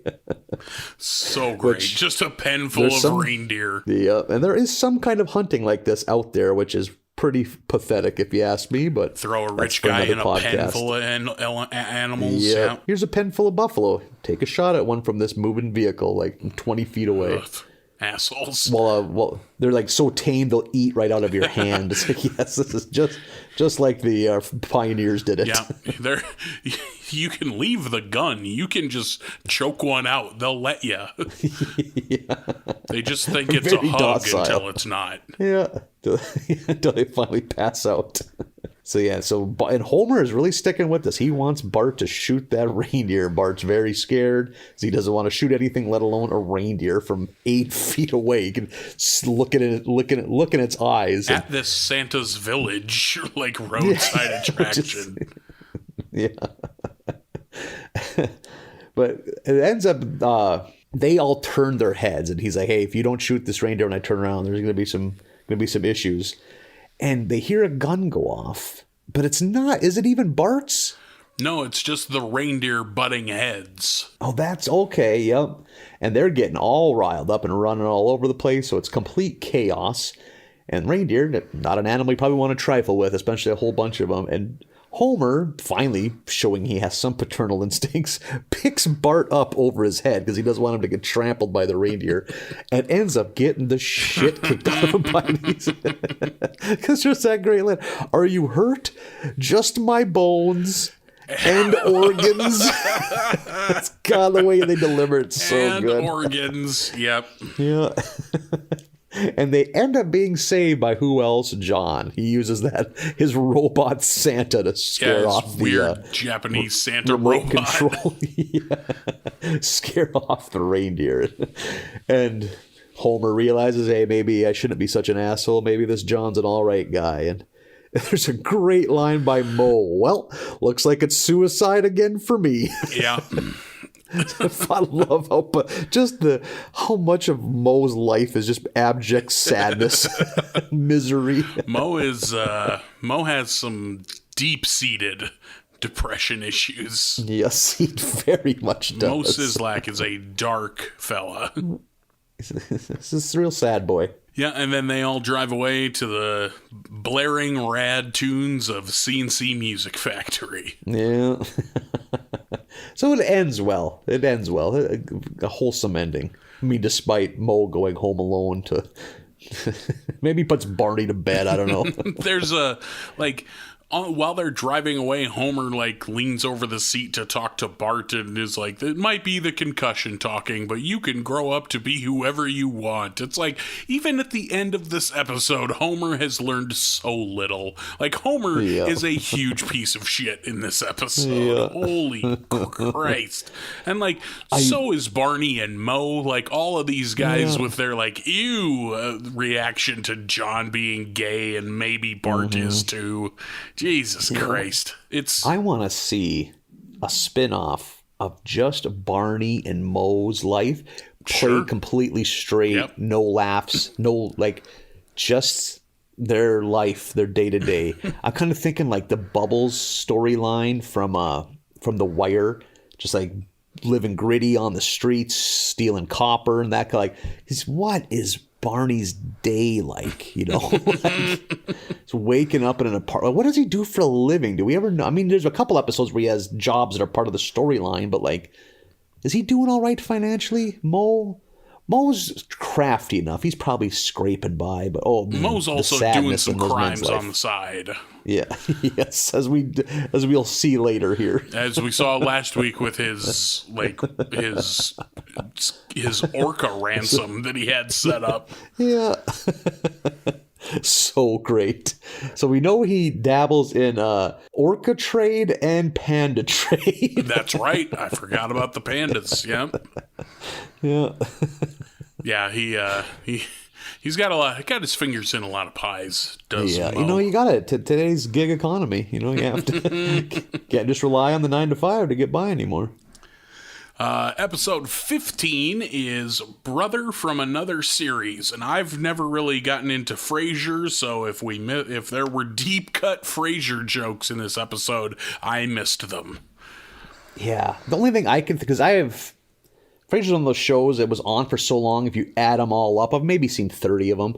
I think the one deep dive was just how the brothers interacted. Yeah, there was a lot of like they're very fancy boys. Yeah, and like weirdly pointed with each other. You know, like I've certainly seen a handful of episodes of Frasier, but most of them were back when it was on, and I wasn't getting any of those jokes. So yep. We do get a ton of Sideshow Bob, which I know you enjoy. I'm a big fan of Sideshow Bob. Kelsey Grammer is so good at this point playing Sideshow Bob. I forget that it's him every time until the final credits. I'm like, oh yeah, Kelsey Grammer. I keep forgetting it's him, but he's so perfect as Sideshow Bob. We get the Krusty prison special on television, which I really thought was funny. Him doing the Johnny Cash thing, except his song is just about how, like, I get to go sleep in my own bed at night. Isn't not being in prison great? Like, not the material that you ought to be doing at your prison special. That's so great. Sideshow Bob is getting out on work release because he has seemingly turned a corner and found Jesus. And so they let him out on work release. He's going to be working for his brother Cecil, played by, I forget that fellow's name, David Hyde Pierce, who played Nigel on Frasier. And I think really kills it in this absolutely episode. Like, I don't know. Maybe he's just playing Nigel, but on The Simpsons. I don't know. But just from a voice acting perspective, like, yeah, he was great. Like, he matches Sideshow Bob's tone and everything so well. I thought he did really well. I'm with you. Yeah, it was this pairing. Just like, I can see why Frasier was such a hit with the critics. It's like these two together make a good team. Yeah. Like, once they're good, like, foils for one another. Once they're paired up, I think it was, watching on Disney Plus, you're not really sure, but I think it's coming back from a commercial break. They just straight up put up a placard that says Frasier is a hit TV sitcom on NBC. Like, and that just stays there for a few seconds as if people weren't going to get the joke, maybe. I don't know. I thought it was very funny that they did that. I wonder if Frasier doesn't use a placard like that. That's maybe what I'm thinking too. Oh, maybe that's it. They put like the name of the episode up and something like that. Okay, yeah, I could see that.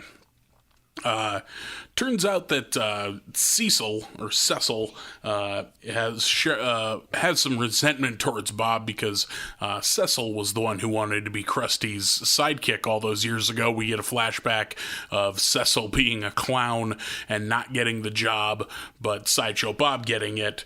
And so we see that there's some tension between those two. Bob is going to work for Cecil, supervising the construction of the Springfield Dam. Yeah, they're building a hydroelectric dam outside of Springfield, and Bob's gonna run it. There's a moment where Cecil tells him that's what he's going to be doing, and he's like, "Oh, so I suppose I'll be, that Sideshow Bob delivery that's so great. Like, oh, I'll be in charge of catcalling women, no doubt." And he uses the phrase, "Hey, capital knockers," which I laughed real fucking hard at. Yeah. Hey, toots, real capital knockers. There's an earlier scene, too, where Bob is kind of getting back into society and he's dating. And he goes out on a date with Mrs. Krabappel, which turns out she's got a killer kink. She's one of those people that's into people that are in prison. And, does that make my heart sore? Because I love that woman is a freak. Yeah. I love them. We haven't had a Krabappel-centric episode in so long. Yeah, I thought that too. We haven't gotten a look at Mrs. Krabappel's personal life for a long sordid personal time. life of... Because I feel like that was touched on fairly frequently in the early days. Yeah, very much, very much. But it hasn't been brought up in a while, and I'm glad we got to see just a glimpse behind Mrs. Krabappel's curtain. The date does not go well, and she ends up taking off thanks to Bart interrupting, and then Bob is just like, "That was Edna Krabappel. You only get one shot with Edna Krabappel." I don't think you do. I think there's multiple shots. Because because that's the other kind of ongoing storyline is Bart is just relentlessly like he's convinced that Sideshow Bob's out to get him. Yeah, like he's the one doing the stalking in this episode. Yeah. Because he's the bad guy. Yeah, he's convinced that Sideshow Bob is going to pull some shit. Because, I mean, rightfully so. Because Sideshow Bob always pulls some shit. So you're right to be suspect. It's a great scene where Bart and Lisa are walking up to a dumpster, and Lisa's like, "Hey, you promised you're taking me to Dairy Queen," as they jump into a dumpster. Yeah. But as someone that was once 8, promises of Dairy Queen could get you pretty far in a child's life. You could convince me to do a lot of shit. Probably as an adult, too. Yeah. But it's at least at that age. Right now, if I want to go to Dairy Queen, I can. I don't want to brag. And I will. Don't fucking test me. I'll. But at that age, you were relying on others for Dairy Queen treats. I'll put a peanut butter parfait in my face right now. Don't think I won't. Oh man, I remember like at our family, Dairy Queen would happen on a very rare occasion, but the idea of getting a Blizzard was this like just this far off fantasy. Because when my dad saw what the price of Blizzards were, what the price of cones were, we were a cone family. And you can tell they want you to get a Blizzard because 3/4 of the ordering board is the Blizzard flavor. Yeah. So it's just a sliver on the edge that lists the cone prices. You got to look real close to even see that they just serve a cone if you want it. I don't even think they put Buster Bars on the menu anymore. You could just ask and they'll go check. It's like a secret menu item that you have to know. Yeah. God, I like a good Buster Bar. I like a good Dilly Bar too. I just like Dairy Queen. The hot eats are okay, but the cool treats, they've got it figured out. The hot eats are fine, but you're there for the cool treats. Decent. Yeah. You get a decent chicken strip at the Dairy Queen. Just gonna say, but but you're there for the ice cream. Yeah. Maybe you want an ice cream cake that you can't cut. Maybe you have the real urge to break a knife today. Get an ice cream cake. Or tear a tendon in your wrist. I just lost my train of thought. Where were we at? I thought I lost you because you stopped in mid-sentence. Well, I kind of panicked. It's like, where are we at again? We are at the building site where they're building the dam, and Bob is lamenting his workforce. That's just all these fucking yokels. Yeah. Just Cletus and his clan. Yeah. And we got an emergency. The coveralls that do not cover all. Yeah. Cletus comes and gets Bob because they have a cement emergency. They go down there and the yokels have accidentally cemented their dog. Yeah, so great. Oh God, just the one big dumb one hunched over it, just like, oh, that dog's gone. Like they clearly killed this dog with the cement truck, and I thought that was very funny. So great. Bob catches Bart and Lisa snooping around in the garbage and takes them back to the Simpson household, giving them the what for.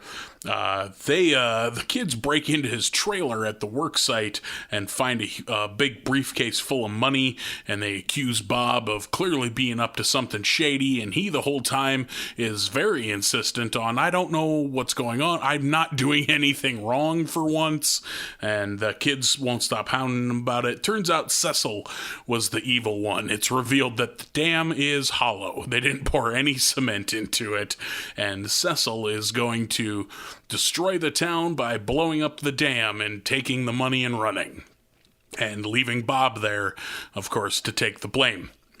And if he somehow survives, if he somehow survives, but Cecil will be long gone with his briefcase full of money. We get some action beats here, and eventually Bart foils Cecil. All of the money goes dropping into the river, and Cecil straight up throws Bart off a cliff. Just gorilla presses him over his head and hucks him off that cliff. Meanwhile, in pro wrestling parlance, is there any difference between a gorilla press and a military press? I believe that's the same press. Yeah, okay, just depended on what the announcer wanted to go with. Yeah, exactly. Gorilla is maybe specific to Gorilla Monsoon, but I can't say that for sure.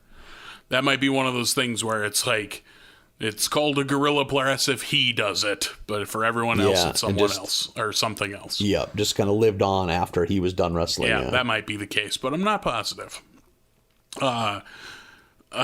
Bob swoops in like Tarzan on the end. I hate to do this, but boy. how many nutsacks were obliterated by military and gorilla press? I always thought about that.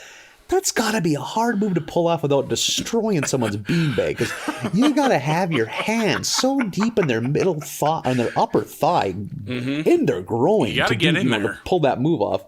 And to those listening, it's just picking someone straight over your head, holding them up there like almost like they're like a weight bar. But human bodies aren't shaped like a weight bar, so they're hard to hold right over your head. So you've got one hand like on their neck and the other on their high inner thigh, right up against the pill bag there, and then heaving them up over the top of your head. And usually it's like you throw them into the ropes and they come back at you and you pick them because they're going to jump to help you get you in the air, But so it's a quick, fluid motion. You're not telling me that every once in a while someone's going to get one nut trapped in there? How much would that hurt? How did they? I don't get it, man. That's why they're professionals. That's why it's professional wrestling. They're probably also so full of drugs that you barely feel any pain in their groin. I'd imagine many a bean has gotten mashed in the professional wrestling world thanks to the gorilla press. That's why they give you two. You only need give one. You a spare. Yeah. You only need one. So Bob swoops in. Are you sure? Are you done with you get all the nut questions out of your system? Testicle related professional wrestling maneuvers. Okay. All right. For this podcast. Next week will be a different story. I'm already jotting down notes. Yep, for the next time around. Yep, put it in your nut notebook, your nut book, if you will. Bob swoops in on a rope like fucking Tarzan and saves Bart. They're dangling from the wire that is connected from the plunger to the dynamite. Saves Bart. They're dangling there, and Cecil comes forth. He's going to push the plunger, blow everything up, but Bob cuts the fuse on the dynamite, and so they're falling. There's a great visual gag where they're just screaming, falling down the face of this dam, and then they have to stop in the middle to take another deep breath to keep screaming. I thought that was the funniest fucking sight gag. Just like, gotta double clutch this one because it's just scream, stop, breath, scream all the way down. Fuck, I thought that was funny. And Bob, speaking of testicle tragedies, fucking lands fork-legged across this pipe, smashing his boys. Blunt force testicle trauma. And they hop off to the side off of the dam, and they have the dynamite, so that won't explode, and they're off the dam, so everybody's safe. And the police show up and arrest Bob anyway, because he's Sideshow Bob. Because he's a criminal mastermind. They won't believe that Cecil acted alone in all of this. They absolutely refuse. And then the dam explodes anyway, because there's no concrete in it. Yeah. Growing up, I think maybe we've had this discussion before. Was there ever just random dynamite around any of the farms of like your cousins or your neighbor? Like, no. What? Okay, there's a handful of my cousins, Andy and Amy, they had an old shed that was full of old wet dynamite. I don't know if you know about old wet dynamite. It is very unstable. It's not supposed to be subjected to the elements. It's been in there since like the 40s. Why do they have all this dynamite? Yeah, I think just back then they just blew more shit up. It was before they lived there, but the guy that sold it to him, my uncle Philip, I went in there one time, I saw some boxes with TNT on it, and just turned right around. And it's always like, hey, don't horseplay too much around that building. It's just like an old 12 by 12 wooden little, off, or what are they, outbuilding, And I was like, yeah, we really got to be careful. But you know what? We had the fucking basketball hoop bolted into that building. Oh, my God. So we shot baskets against the front of that fucking building all day long, all day strong. It's like, why would you even want that to be there? Why wouldn't you call someone and get rid of that? Who that involves the government? I don't know how often Uncle Philip paid taxes. As opposed to a lot of variables here. As opposed to your cousin and buddies blowing themselves up playing basketball. Again, they were young. They could have so many more kids. Oh my God. I remember thinking about, I wanted to go in there so bad to look at it. Of course you did. God, I wanted to look at that wet dynamite. And you were a firebug in your youth. I can't believe they let you anywhere near the farmstead. Yeah. I remember telling my dad about that too. He's like, yeah, that ain't good. It shouldn't be near that. But we still went up there all the time. I'm sure you went there without hesitation the next time. Yeah. Yeah. Oh, man, yeah. What the fuck? Why? I just wanted to see one stick of dynamite blow up. I think that would have scratched that itch. Yeah, that would have been enough. Yeah, but then I would have looked back at the 49 other sticks sitting in that old wooden crate. Yeah, you calling my name with their siren song. You wouldn't have been able to stay gone long, that's for sure. 49 pretty maids stacked up so nicely. What's a boy to do? Open up the garage late at night with no shirt on, just hello, girls. Did you miss me? Didn't even bring a lighter with you, just touching them. Could you imagine what even 10 sticks of dynamite would have done? Christ almighty, there wouldn't have been a piece big enough to bury you, but it was kids. Yeah, I've never seen dynamite in real life, in the wild. I've never seen, I don't know anyone who has ever, dealt with dynamite in any way. What's the plastic explosives these hillbillies nowadays use for gender reveal parties? Oh, dude. Tannerite? That's the one. There's a guy in my hometown to this day that post 9/11 went through the endless amount of red tape and paperwork to be legally allowed to buy dynamite. So he would go to West Virginia and buy pick a box load of dynamite just for the reason of blowing up beaver dams. What? That's a big thing back home, just blowing up beaver dams. You can take out a beaver dam with a loader tractor. That's how we did it. It's real woody where we're at, though. It's tough to get at them sometimes. They just want to blow the fuckers up, Marlin. Okay, there. Now we're to it. Now we're to the reason. And my dad has said, too, he's been around when some of these shenanigans, he'll see a pickup in the ditch, he'll pull in, as you do in a rural area. There's a pickup I recognize. Let's see what they're up to. I think, so-and-so is about, half a mile in there. They're loading up some dynamite into a beaver dam, and they would put I would say a vulgar display of explosive power into these beaver dams, because there would be fucking wood falling 3/4 of a mile away from the blast zone. Well, yeah, if you got it, you're gonna use it. That have reached the ionosphere and are now circling the globe in orbit, just trapped. It's just them and a couple of lost cosmonauts briefly making eye contact as they cross in opposite orbits. Yeah. I see the appeal. I've blown shit up. Seems cool, but why?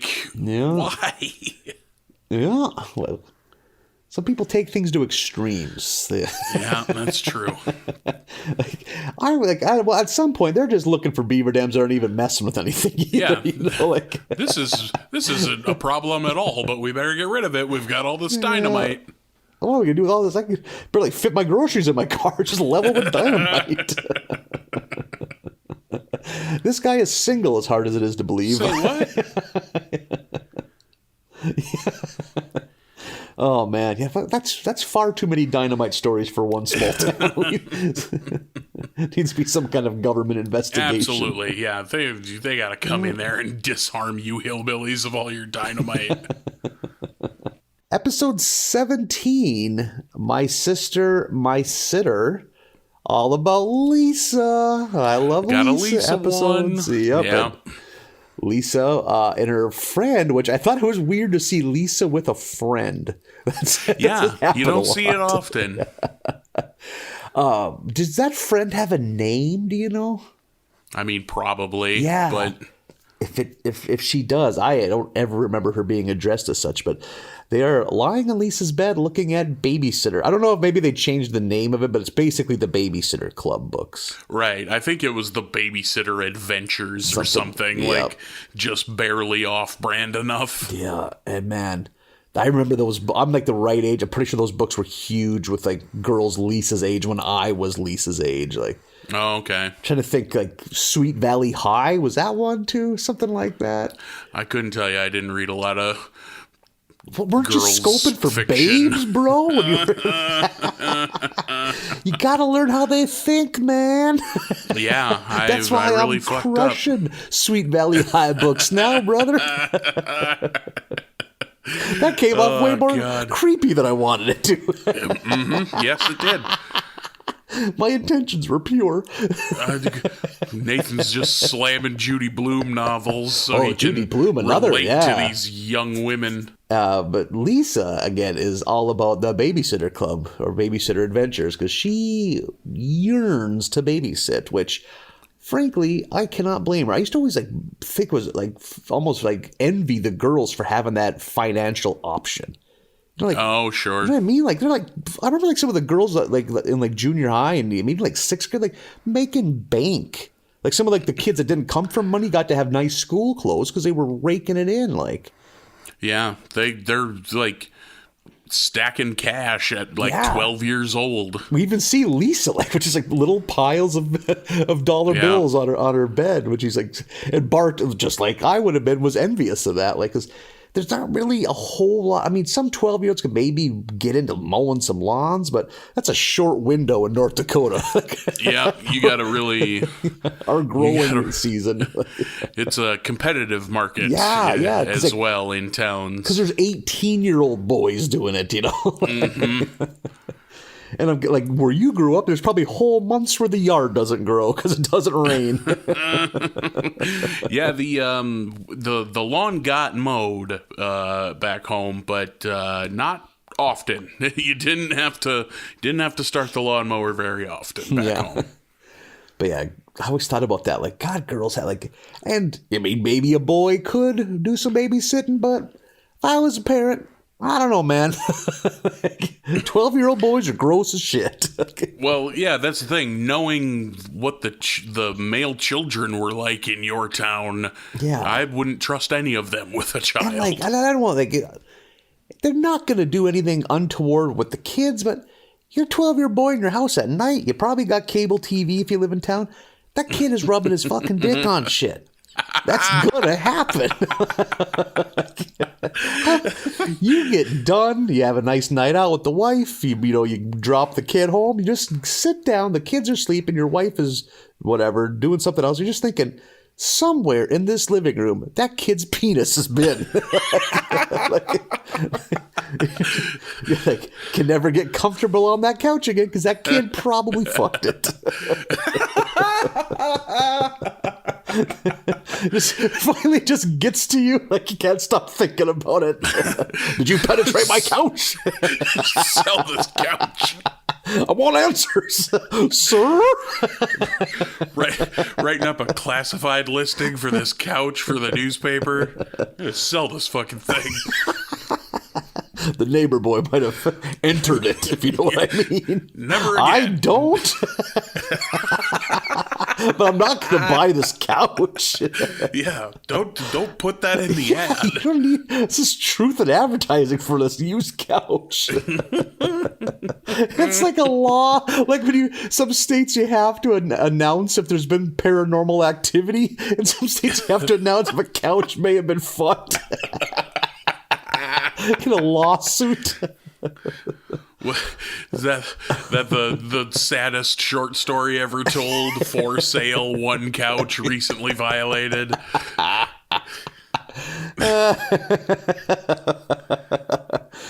Put that up against that baby shoes short story. I'm an adventurer. I've owned a lot of used furniture, so that's the thing.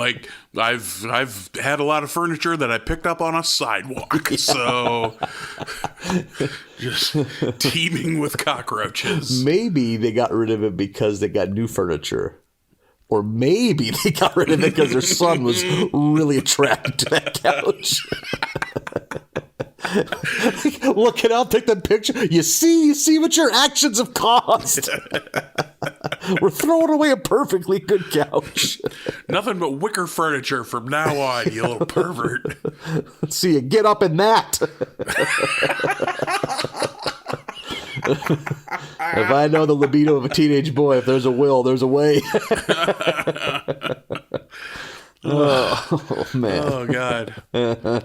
Hopefully he doesn't develop a taste for it. That's a scary road to go down. Next thing you know, you find him in the kitchen. He's got his dick in a Triscuit box. I need help. Holy shit, the sound of someone gently fucking a Triscuit box.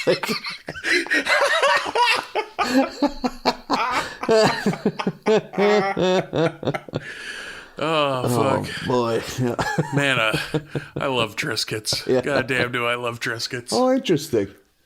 I'm more of a trash. I'm a chicken and a biscuit guy. Oh, fuck, me too. Yeah. I love a chicken and a biscuit. I'm pretty sure I've seen you eat a box of chicken and a biscuit while driving us to a comedy show. I think that sounds right. I think I've seen it. Yeah, that sounds very right. It's good. It's chicken and biscuits is a real treat. Yeah, I'll fuck up a Triscuit. I don't mind a Wheatable, and any of those wheat thins. I like a good cracker. Yeah, likewise. I'll eat saltines. I ain't above it. I am proof that carbs are bad because I got fat from eating saltines. When I was a little kid, we didn't have snacks in the house. I just eat a whole sleeve of saltines. That's like a prisoner's meal. Dude, you should have seen our pantry. I remember a friend I made later in high school. And my house was never the hangout house, but for some reason we were at my house one afternoon. And I don't know. I think we were kind of in a hurry. I was just grabbing something, but we're in the kitchen. He just opens up the fridge, opens up the pantry, and I'm not paying any attention. He just turns around and looks at me and goes, "Unacceptable." You don't have to sit down with your mom. What's going on here? Judging your kitchen. There's no pop anywhere. You guys just don't drink pop. We don't want to hang out over at Nathan's. They got nothing but saltines and tap water. Yeah, that was milk. Boy, that sounds fun. Like you and your buddies getting together for a glass of milk. Yep, hammering down some milk with the boys. Yeah. Yeah, I am proof that that white bread and saltines will get you fat. Lisa, again, she really wants to get into the babysitting game. Marge is like, "You're too young," which she is. She's like 8. Absolutely. Yeah. Yep. Not of babysitting age, Yeah. but That's the one thing about an animated show where your kids stay static in age. It's that you can't explore things as they get older because they never get older. Sure. Bart never gets into high school. You can't have an episode where Lisa goes to prom. Yep, exactly. Yeah, that's kind of the plus of it and the negative of it. The plus is you have way more time to explore 8-year-old and 10-year-old type shit, but you're stuck exploring 8-year-old and 10-year-old shit. Just like we never see Homer get to retirement age, Yeah, it's a double-edged sword when it comes to conceiving episodes, I'm sure. Yeah. So, yeah, again, Marge is just thinking, you're too young, someday you'll get to. But then Flanders has a mishap in the house and urgently needs a babysitter. Yeah, for Rod and Todd. Rod and Todd need some help. And holy shit, Rod and Todd are terrific. They're so good. They're so good. At least one of them is older than Lisa. That's great. Yep. And just how they are, and it's so they are both very afraid of moths, which I'm with them there. I do not like moths. You related to the I moth legit issue. did. I was like, moths, possibly my least favorite animal. Really? I can't stand them. Why? They don't do anything. If there's a big gross moth in my that got inside in my bedroom, I can't sleep until it's dead. Crazy. Yep, dude. Really? I wish I could I'll just flip over and note the idea of a big fat hairy moth landing on my face. I'm not sleeping until one of us is dead. It turns into a fucking Taken movie. Oh my God, yeah. Oh, I'm even thinking about it right now. Oh God. Man, I just think I remember growing up, when well, you probably the same thing, you know, like you have like a big light on like a shop or a garage or something that shines. Yard light, yeah. The fucking moths the size of cocker spaniels. Like, where the fuck does this come from? Like, what's it feed on? Like, it doesn't mean there's thousands of normal little moths, but then the giant, like, it's like pulsating. Like, what? Is this from space? This isn't good. Like, This is actual Mothra from Godzilla. What is happening? is this grown up or just like does it get bigger? I can hear its heart beating.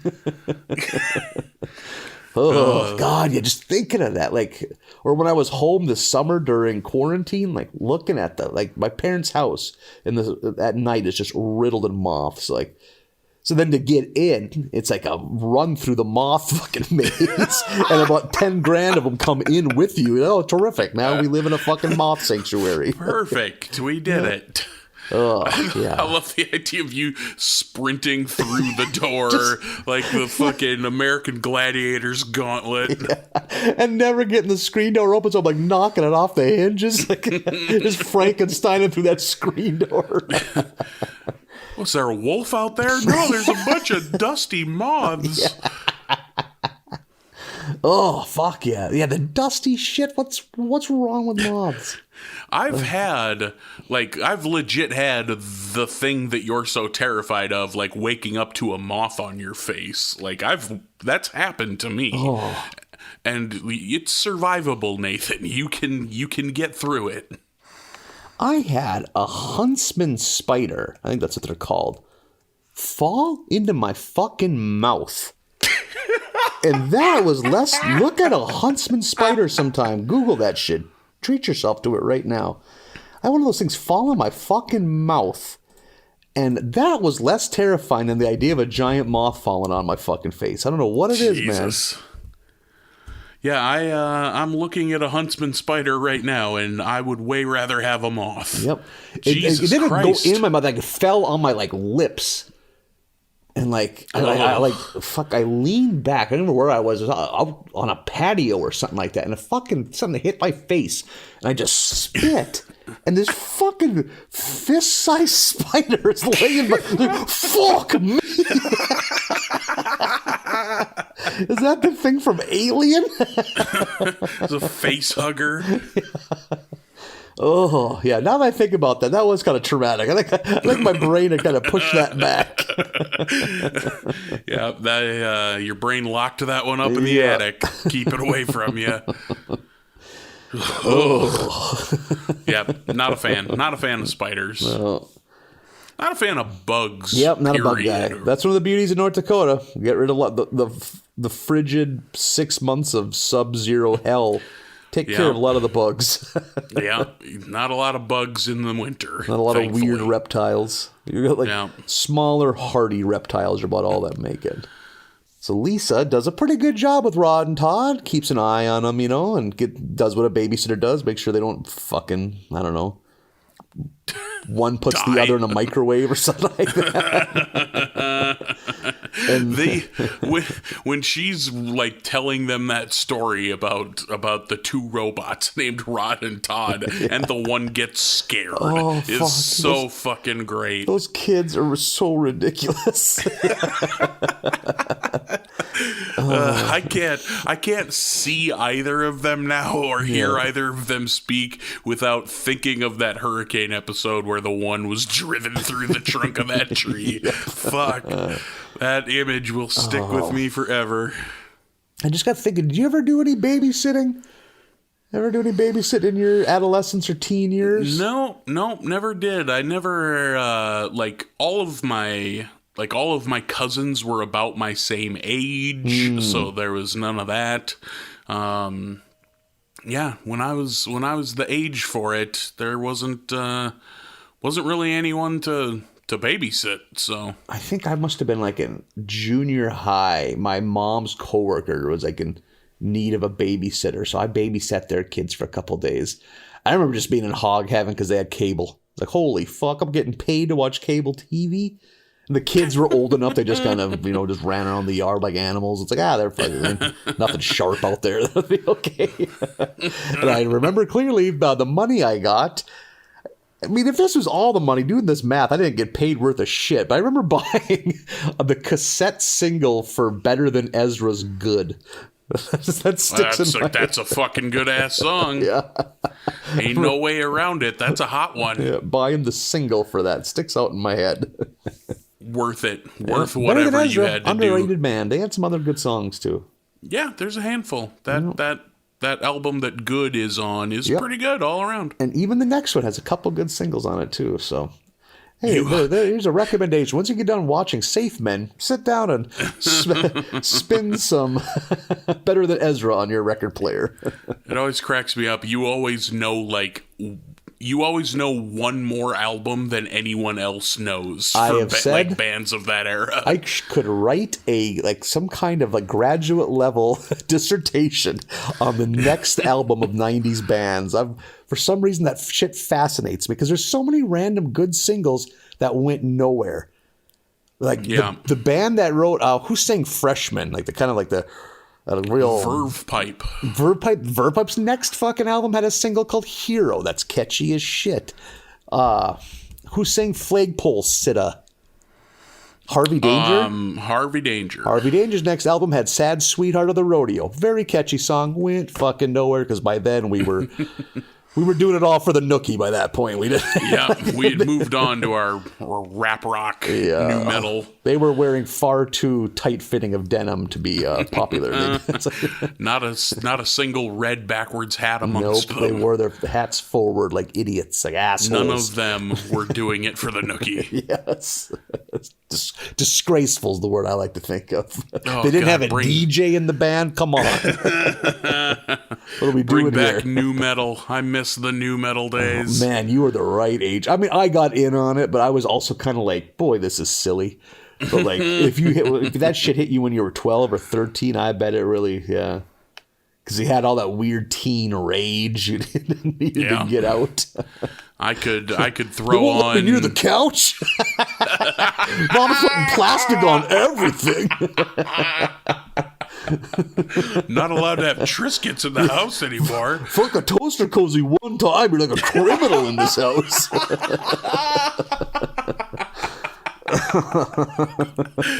Holy shit, a toaster cozy is the most Midwestern thing. Holy shit. Why do we think everything needs a cozy? We had a pretty utilitarian household. There's no toaster cozy that I can remember. Not when you were done with it. Yeah. We looked at it with shame. I think people just in this area just ran out of things to knit. It's a long winter. It's a long winter. You can only knit so many scarves and mittens before you're in like a marriage. You married the boy you dated in high school. You know, you're probably not right for each other, but by God, what are your options in small town North Dakota?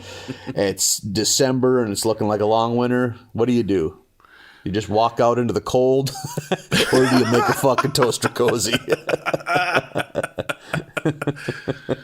You look at your kids. It's like, well, I guess I'm making toaster cozies. You're just like, well, maybe the toaster gets cold. I don't know.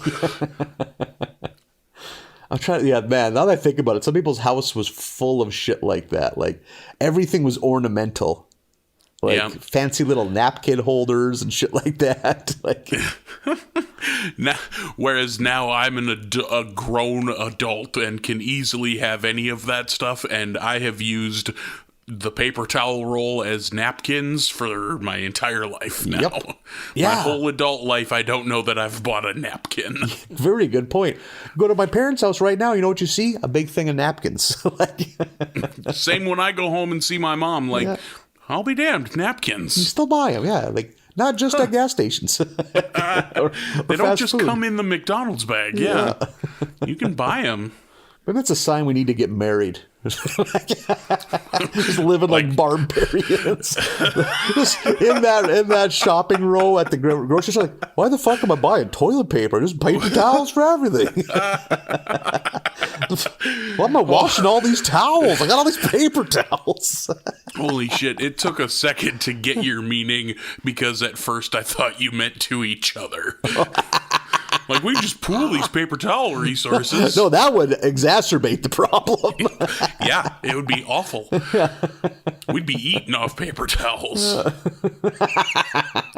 Man, I fucking hate soup night. Just because you layer about 10 of these, you can eat soup, you can have cereal. You gotta eat it quick, though. This gravy's a real handful. Fuck. Keeps rolling off the edge of the paper towel. Yeah. Wonder if I can make basketball shorts out of paper towels. All my clothing needs. Holy shit. Watching someone leave their house wearing paper towels. Just wrapped in Scotch tape. Get to the point you're making furniture out of the rolls. Yeah. You go to get the mail, you just tape it on yourself. Like, there we go. Patch this up a bit. There we go. Got to make a thick one. It's cold out. Get in your car, like, where the fuck am I even going? Go right back inside. Getting out of the shower, dry it off with paper towels, just pulling on the roll. Yeah. Fuck. So, Lisa, word gets out that she did a good job with Rod and Todd. So, Dr. Hibbert needs a babysitter. Dr. Hibbert picks up Lisa, and Dr. Hibbert's a Volvo man, which I find a bold choice for old Dr. H. So Lisa is now in demand in the Springfield area, making bucks, watching kids, just living the dream. And Bart is very salty about this because he has no revenue streams coming in. And it's only made worse when Homer and Marge are going out for the evening and Lisa is put in charge. Which right away is not a good idea on their part. They should know better. Poor parenting. Very, very poor parenting. Yeah. But they were very dolled up for the event they were going to. Yeah, the black tie gala down at the waterfront. Yeah. And there's some good sight gags with like him driving down the boardwalk. Yeah. Which is not a place to be driving. Nope. Like, not meant for cars. And I'm loving Homer in like full tuxedo, top hat with monocle. That's a good look. Yeah. I like aristocrat Homer. Yeah. With like a top hat and tails. Yeah, that was a nice look. It's a good look. Real Monopoly man look. So while they're enjoying high society, Bart is doing everything he can to make Lisa's life a living hell. Bart is a huge piece of shit in this episode. Gets Maggie all goofed up on caffeine-infused ice cream. So she's crawling all over like the baby in Train Spotting. I was kind of waiting for that reference to happen, and it didn't. God, that'd have been right around the same time too. Like you mean in the Simpsons episode? Yeah, I was waiting for them to show Maggie on the ceiling. Yeah, and that would have been very topical at this point. That'd been right around the time Train Spotting was coming out. Yeah. I was just happy to see a reference to coffee ice cream because I adore coffee ice cream, and it never gets brought up anywhere. See, I mean, I won't throw it out, but I would never buy it. I love the idea of you being like getting some coffee ice cream and just putting it in the garbage. Like a little kid just push it off the table. Don't want that. Bring me good stuff and start clapping like wide open-handed claps like a 2-year-old. Fingers apart. I want chocolate. You're doing all this in a cold stone creamery. Yeah. Somehow the chair's huge so my feet aren't touching the ground. They're just kicking. Good. Ice cream now, please. We don't do like table service. Good. Ice cream now, please. Just eat it like an animal. It's all over my face. There's something about the imagery of a huge grown man doing that clapping with the fingers apart, taking full strokes like the creepy monkey with the cymbals toy. Just ice cream as you're just clapping. And then like excitedly clap when they bring it to yay, good ice cream. Got a giant beanie on with a propeller. Where do you find that men's sizes? It's clearly not in men's size. Look at it's just like a toy. It looks like a little we're gonna eat the ice cream in the car. He's just causing a real fuss. Look for our YouTube series, Giant Toddler. It's just us filming Nathan around town. Yeah. Going into stores and knocking shit off shelves. You going grocery shopping and me sitting in the bottom of the cart hollering about cereal.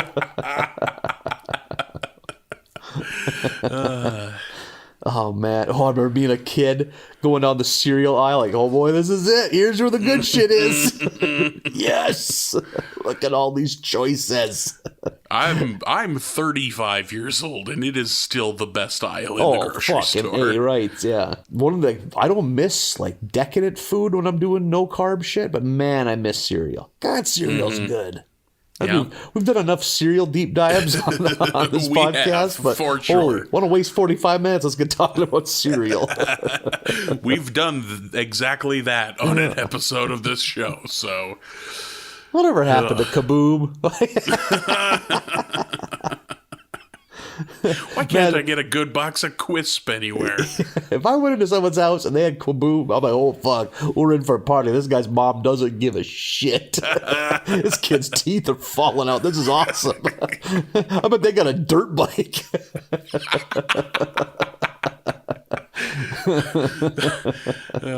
We shoot 22 in the house. There's a good data research project in there somewhere of how many Kaboom buyers also are dirt bike owners. That Venn diagram's just a circle. Yeah. Yeah, there's a correlation between Kaboom ownership and easy access to cigarettes. Yeah, my mom just leaves her purse out all the time. When you care for a Doral? When you buy a box of Kaboom, it comes with a gaudy Arctic cat coat. Yeah, with cigarette burns on it already. Yep. It's like pre-distressed jeans. They just have the cigarette burns in the coat already. Yeah, it smells like Marlboro Lights and black velvet. Still got the tags on it. Yeah. Weird. You got pre-mixed gallons of whiskey coke to douse these coats with. Just another day in the high fashion world. Yeah. So yeah, Bart is being a complete animal, getting Maggie all messed up, and is calling all sorts of different delivery type services. Orders a 25-foot party sub. Yeah. Orders Krusty to just show up, which is for a fairly important celebrity seems very beneath him, but we do know he has money troubles. He does say, I get 500 just to say hey, hey, so... Yeah. And Lisa at one point tries to call 911 after Bart injures himself. It turns out they are done taking 911 calls from that address. Yeah, he's apparently pranked them enough, so... The operator rattles off a list of things that they've called from that phone number. One of them includes is a severe case of butt rot. Yep. Which I have suffered from. I did. There were times I maybe should have called 911. I did like that one was a sisterectomy, which I thought was very funny. Yep. Good wordplay. So Bart, they're in some kind of scuffle upstairs. Bart ends up falling down the stairs and like dislocating his arm. It's very gnarly looking. And he knows that Lisa's going to get in trouble for letting him fall down the steps. And he has a big knot on his head too. And Lisa's now panicking. Big goose egg. And Bart tries to make it worse by pounding his head against the wall to make the knot bigger. Not and the knocks brightest boy. himself unconscious. So he ends up knocking himself out. Fucking just total backyard wrestling move. And Lisa now doesn't know what to do. Again, 911 is not responding. Puts him in a wheelbarrow, puts Maggie in a tiny little like car kennel thing. Cat carrier, yeah. Cat carrier, there you go. And puts them all in that wheelbarrow, takes them to who else but Dr. Nick. I love that she toys with the idea of taking him to a real doctor, but then doesn't want Dr. Hibbert to think she's a bad babysitter. Because Dr. Hibbert's a prize clientele. And so Dr. Nick, though, very successful practice he's running because it is full of people suffering from ailments they don't want the outside world to know about. Yep, a lot of real good, like, we don't ask questions at this doctor's office. Yeah, some very, very good sight gags in that doctor's office. So Lisa decides that got to find some other option and ends up out almost in a rural area. Gets pulled over by Chief Wiggum, who total Chief Wiggum way does not decide to do anything about a child pushing an injured child in a wheelbarrow. Yep, with another child in a pet carrier. Yeah.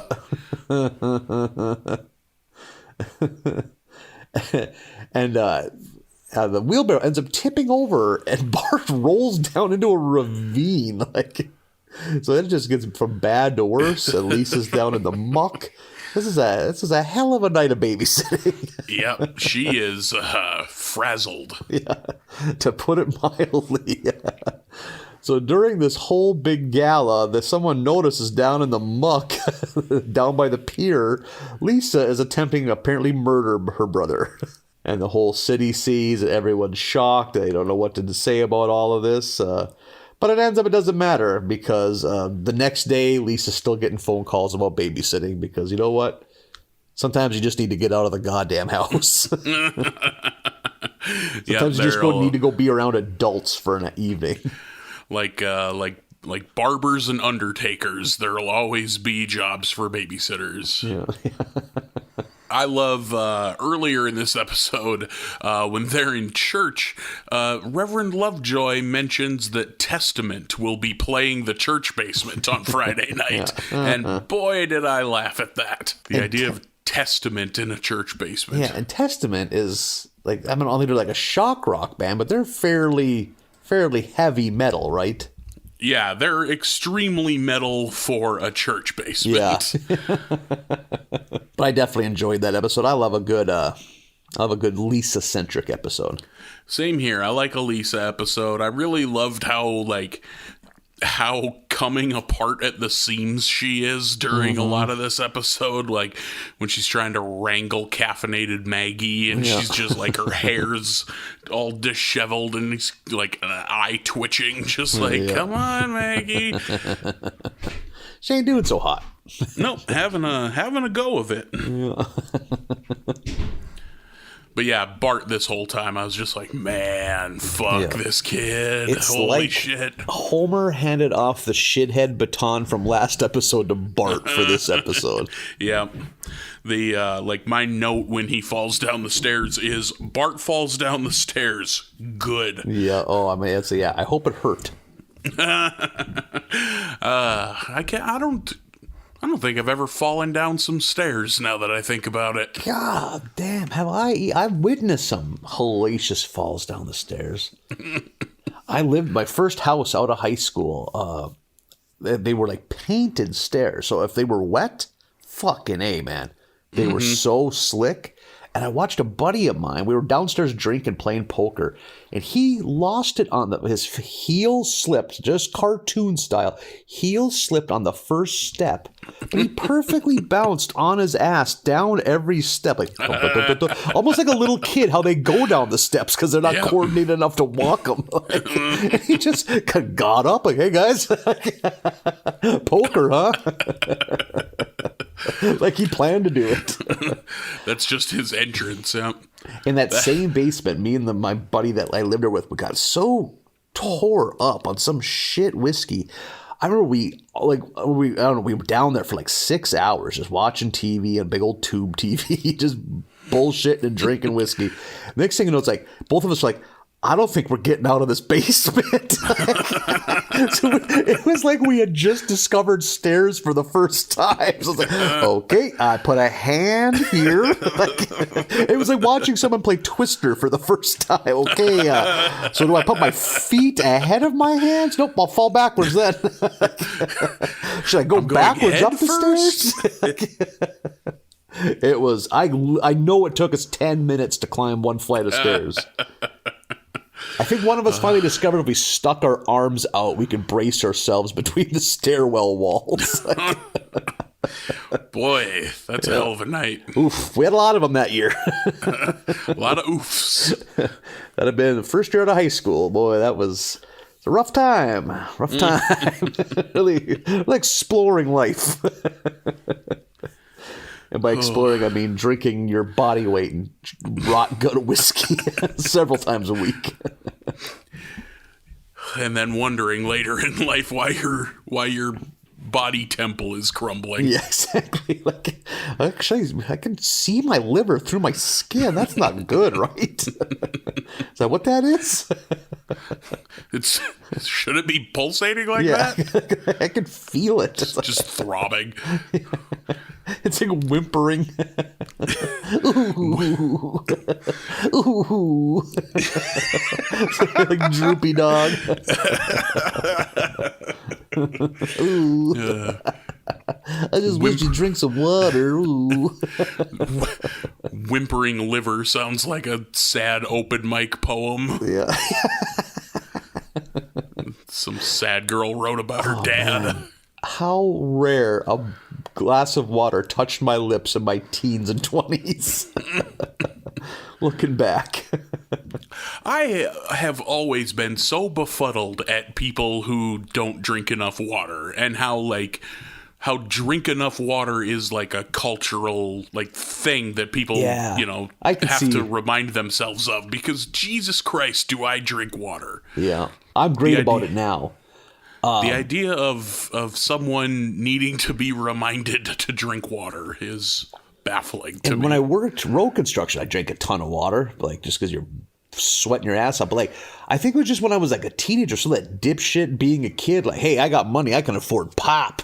So I'm gonna I worked at a grocery store, carry groceries all day, sweat your ass off, and just drink a room temp 20-ounce Coke you've had in the break room all day. God damn it.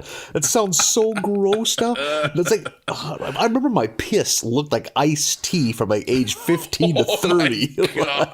This can't be. My kidneys. Whimpering kidneys. Yeah. It's like a chorus in my body of internal organs and the various states of disrepair. They just sound like a haunted house. Yeah, it's like that Alice in Chains harmony, real the.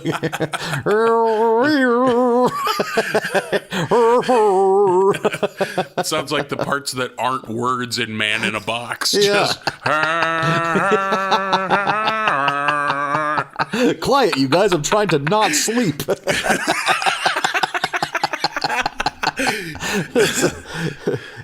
They show Nitro on replay from 1 a.m. to 4 a.m. Your body's just screaming, just give us a vegetable, just one. Oh, man, I'd love to see what my diet was like. Oh, my God. Well, I've discussed that. I would just eat whatever was on sale at the grocery store because I was broke. So sometimes it was healthy, but that was how I ended up hallucinating off bananas that time. Yeah, your day of just shotgunning a dozen bananas. Oh, man. I'd take 2.5 dozen bananas. That's how I broke on through to the other side, brother. Oh, really squeegee your third eye off with all these bananas. Say, how did you achieve enlightenment? I ate a fuck ton of bananas, brother. And here I am. No acid, no peyote in the desert, just in the stockroom of a grocery store hammering bananas. A near fatal dose of potassium. So I'm like orangutans and shit just tripping balls all the time. No wonder they're so playful. Swinging on trees and shit. Woo! And they think they're in space. They're just banana wasted. Yeah. That's why every once in a while, like, a primate freaks out and, like, rips someone's arms off because the banana buzz wears off and they have to face reality. Like, holy shit, I'm in a cage. I'm wearing a diaper. Fuck this. Oh, shit. Speaking of being all fucked up, episode 18 is Homer versus the 18th Amendment. That's a good one. I love this whole St. Patty's Day opening. I've gotta mention something. For most of my life, the extent of the American celebration of St. Patrick's Day was like this episode where you're a kid, you don't wear green, you get pinched. Yep, that was the thing where I grew up. I don't fucking remember St. Patrick's Day being a thing where people get piss pants drunk. Is that more of a last 10-year thing? Like, because I was in my teens and 20s, I loved getting piss pants drunk. I just don't remember all of us being psyched for St. Patrick's Day. Maybe just my group, but like, I don't know, man. I think just like Halloween has become a much bigger thing for adults in the last 10, 15 years. Sure. I kind of think St. Patrick's Day is the same way. Well, I mean, The Simpsons were making fun of it in 97, so it's been around for at least that long, apparently. Yeah, and maybe just town by town, or just maybe my friend group, like, I remember like people like starting to get excited about that like in my late 20s. I'm like, really? Like St. Patrick's Day is a thing people get worked up about? But fuck, I guess. I always, in my mid-20s, a group of friends and I always did the St. Patrick's Day pub crawl here in town, where you go, have a beer at 8 different bars and get a medal at the end of it. Like, we did that every year for probably most of my 20s. Oh, no shit. Okay. Is it Jamestown or somebody that has like a big St. Patrick's Day? Jamestown, North Dakota, has a big St. Patrick's Day celebration. Just the streets flow with vomit. Yeah, it's, if I'm not mistaken, I think it's called the Green Mile. It's like a 1 mile long stretch that you walk and get hammered. Oh, okay. I remember during my brief foray as a Uber driver, I made the disastrous decision of doing a Saturday afternoon during St. Patrick's Day. And it was a balancing act of getting people in and out of my car without them vomiting. And I remember this kid, he was in my back seat, like lying back there. It's a bright, sunny day. It's like, again, it's like 3 or 4 in the afternoon. And he's making the weirdest noises, the kind of noises are going to be followed by an explosion of vomit. So, and he's got this weird ass address. I think he's staying at his grandma's house or something like that. It's like one of those newer developments where every house looks the same. And I'm like, and it was almost like fucking Reservoir Dogs. Like, I'm fucking Harvey Keitel. Like, you're going to be okay. You're going to be okay. Don't you fucking in my car. Say the fucking words. And like, she's like screaming, 17th Street. And I'm like fucking looking. I can't. Finally, I'm like, fuck it, this is close enough. And I get out. I open the door and just kind of gently prod this kid. You get now. And I watch this kid. Fucking, he looked like Glass Joe and Mike Tyson's Punch Out. He went from side to side as he stumbled and eventually collapsed. And the amount of puke that came out of that kid, it's like he had drank an aquarium in like a hotel lobby. And then the whole time I'm thinking, looking around, there's like, it's getting nice enough. It's like a weirdly nice March day in North Dakota. People are kind of maybe outside doing a little something. I'm like, oh, this might not even be this kid's house. So I just fucking peeled out of there. So what they saw a family sedan pull up, throw a drunk guy in a yard, look around suspiciously, and peel out of there. Peel out of there. Oh, God. I hope that kid made it. Yeah. We all make mistakes when we're that young. Otherwise, that's a crime, what you did. Yeah. Oh, boy. I just admitted to it on air. It feels good. It feels good to come clean. I'll cut all this out. Don't worry about it. I appreciate that. Rest in peace, drunk aquarium kid. We learned not 2020, but I think 2019. I don't know if you learned. I learned that doing a stand-up comedy show at a small-town bar on St. Patrick's Day is a bad fucking time. Oh, fuck. Yeah, that was St. Patrick's Day, I don't remember where we wasn't it? were. I want to say Rolla, but that... those people had been drinking all day, Nathan, and our show didn't start till like 8. Oh, and my God. That was a bad time. No, that was Mohall, North Dakota. Holy There you go. shit, yeah. And bars always want to do shows. This is the first St. Patrick's Day I haven't done a show in like 4 years. We did one the year before, and even farther western North Dakota. And during our mutual friend Joe Christensen's set, there was a man. And by now, he closed the show. By this point, people were laying on the floor. Like it was looked like there'd been a gunfight, like a mafia shootout. I just remember there was one guy at a 4-top table, sitting the whole show face first on the table, like just sitting in his chair, beer in one hand, but completely passed out, sleeping on his nose. Like, again, looked like fucking, like Buffalo Bill got shot in the poker game, like, just face planted there, and just, you could hear him snoring. Like, holy fuck. Like, this is show business. Oh, North Dakota, don't ever change. Yeah, that was the show with that had the girl with the giant, unironic Kid Rock tramp stamp. Oh, man, I wish I'd have been at that show. Yeah, there was a lot going on that night. It was a She might have been the one, Nathan. Yeah, man. You miss all the shots you don't take, Marlin. You should have been there. we could be ba with the ba da dang a danging right now. with your kids. I'm trying to think of what their names would be. We had a discussion earlier about modern boys' names. Yeah, we had Braxton and Claxton or something. They're doing the St. Paddy's Day parade. There's all these drunks. It is just it is. We have a fair amount of Irish listeners, and I do wonder if this kind of thing is offensive to them. Yeah. But they're all shit-faced. My favorite little joke is that they set off a bomb in a British restaurant. A British fish and chips restaurant gets bombed. It's like, oh boy, all right.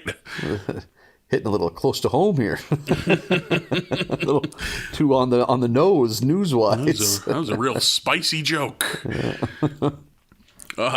Bart has one of those like trumpet horn things, and he's walking around being annoying with it. And the Duff St. Paddy's Day float is just spraying beer into the crowd, and it all goes down the funnel of that horn, and Bart is hammered. Which is, yeah. That's a great scene, like a stumbling drunk 10-year-old. Yeah, that was not a good look. Yeah, I love how it's on the news too. Yeah, makes the news. All of the kind of fuddy-duddies in town, they want to enact prohibition. The like Reverend Lovejoy's wife and Mrs. Flanders, like always the leaders of the No Fun League. Earlier, there's such a great line too when the bar, all the drunks are waiting around Moe's for him to open it up. It's like at 8 in the morning. They're just all anxious to go in there and get wasted. Moe shows up and says, "Okay, this is the biggest day of the year. So designated drivers, you got to go home." Yep, he's got no time for the designated so drivers. And did you ever accidentally get drunk as a little kid? No, I don't think so. I don't think I ever had that. There has to be so many parents out there who like left a beer unattended for just long enough and their toddler got a hold of it. Mm-hmm. Like there has to be 1,000 of those stories. So the fuddy-duddies are all, they want prohibition, and they find an old law on the books that was never repealed, apparently. Or so they think, that prohibition is a thing in Springfield on the books already. There's an old law about it. And the city goes dry. And they show them, like, burying all the Duff barrels. Moe's Tavern becomes Moe's Pet Store, but it's just a front. It's a speakeasy. Yeah. Just a great front. Why a pet store? Yep. No idea. They show everybody partying in there, and Wiggum is drunk and dancing out on the dance floor. It's so good. He gets busted, I think, by Quimby, and ends up having to step aside, and they bring in Rex Banner. It's originally he's busted by the Fuddy Duddies, like the Lovejoys and the Flanderses. Oh, sure. Yeah. He approaches Mrs. Lovejoy, and she just screams pervert, which cannot feel good. That just your appearance makes someone scream pervert. Yep, that's a real blow to the self-esteem. So he has to step aside for Rex motherfucking Banner. And I love Rex Banner. Holy shit. He's just a caricature of like Elliot Ness from The Untouchables. Yeah. Which is such a fucking good movie. I had forgotten that movie existed until seeing this episode. I've only seen it within the last 10 years. Yeah, that's a very good movie. Yeah, that's real strong Sean Connery performance in that one. Won an Academy Award for it. Yeah, I usually think of Kevin Costner as being fairly bland and forgettable, but he's pretty good in that one. Yeah, I agree. Rex Banner is out to clean up the town and shut down all the speakeasies. Homer gets an idea. He and Bart go dig up all the Duff beer that they had buried out in the desert or wherever. And their scheme that they come up with to sell beer is so fucking good. They're in their basement filling bowling balls with beer and corking them off. Dumb. And then going to the bowling alley, rolling it down the gutter, which goes through an elaborate series of pipes and pops out at Moe's. And then gets cash when the ball comes back. And takes the ball back to the house and fills it again. Holy shit, this is an elaborate bootlegging operation. Think how much beer does a goddamn bowling ball hold? It's not much. Yeah, because, bowling balls aren't hollow. Yeah. It's not like it's just like a thick candy shell. They're dense. I love that Marge kind of busts them, but is weirdly on board with all this. When Marge is immoral, I love because it happens every once in a while. Like when she laughs along with bullies, or exactly. I like how Lisa's the voice of reason, but no, Marge is not on her side anymore. No, Marge is on board with this bootlegging. Yep. I think they're making money too, right? Yeah, they're making good money. They're the scourge of Rex Banner. He's not. He spends the whole episode trying to catch this beer baron who's supplying the speakeasies. They eventually run out of beer, of course, and then switch very quickly to making bathtub moonshine in the basement. They have all these bathtubs and stills. I love that they got a real variety. They're making gin, they're making whiskey, they're making a little of everything to supply Moe's pet store speakeasy. When those stills start blowing up in the basement, and he tries to make it seem like it's him making those noises, it's so pathetic and it's so great.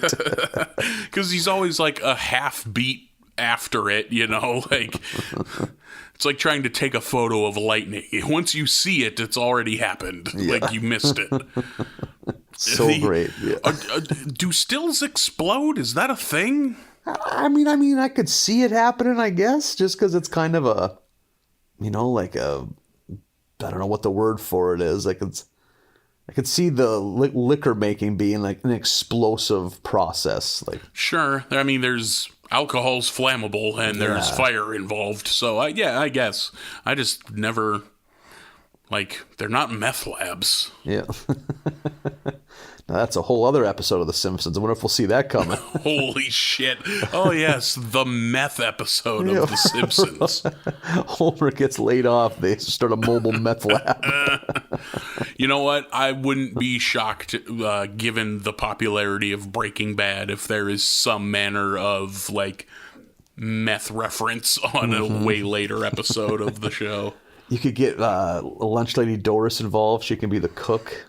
Oh, sure. Absolutely. The options are limitless. Homer in that hazmat suit. Homer lets Wiggum, like, quote unquote, catch him in order to get Wiggum his job back. And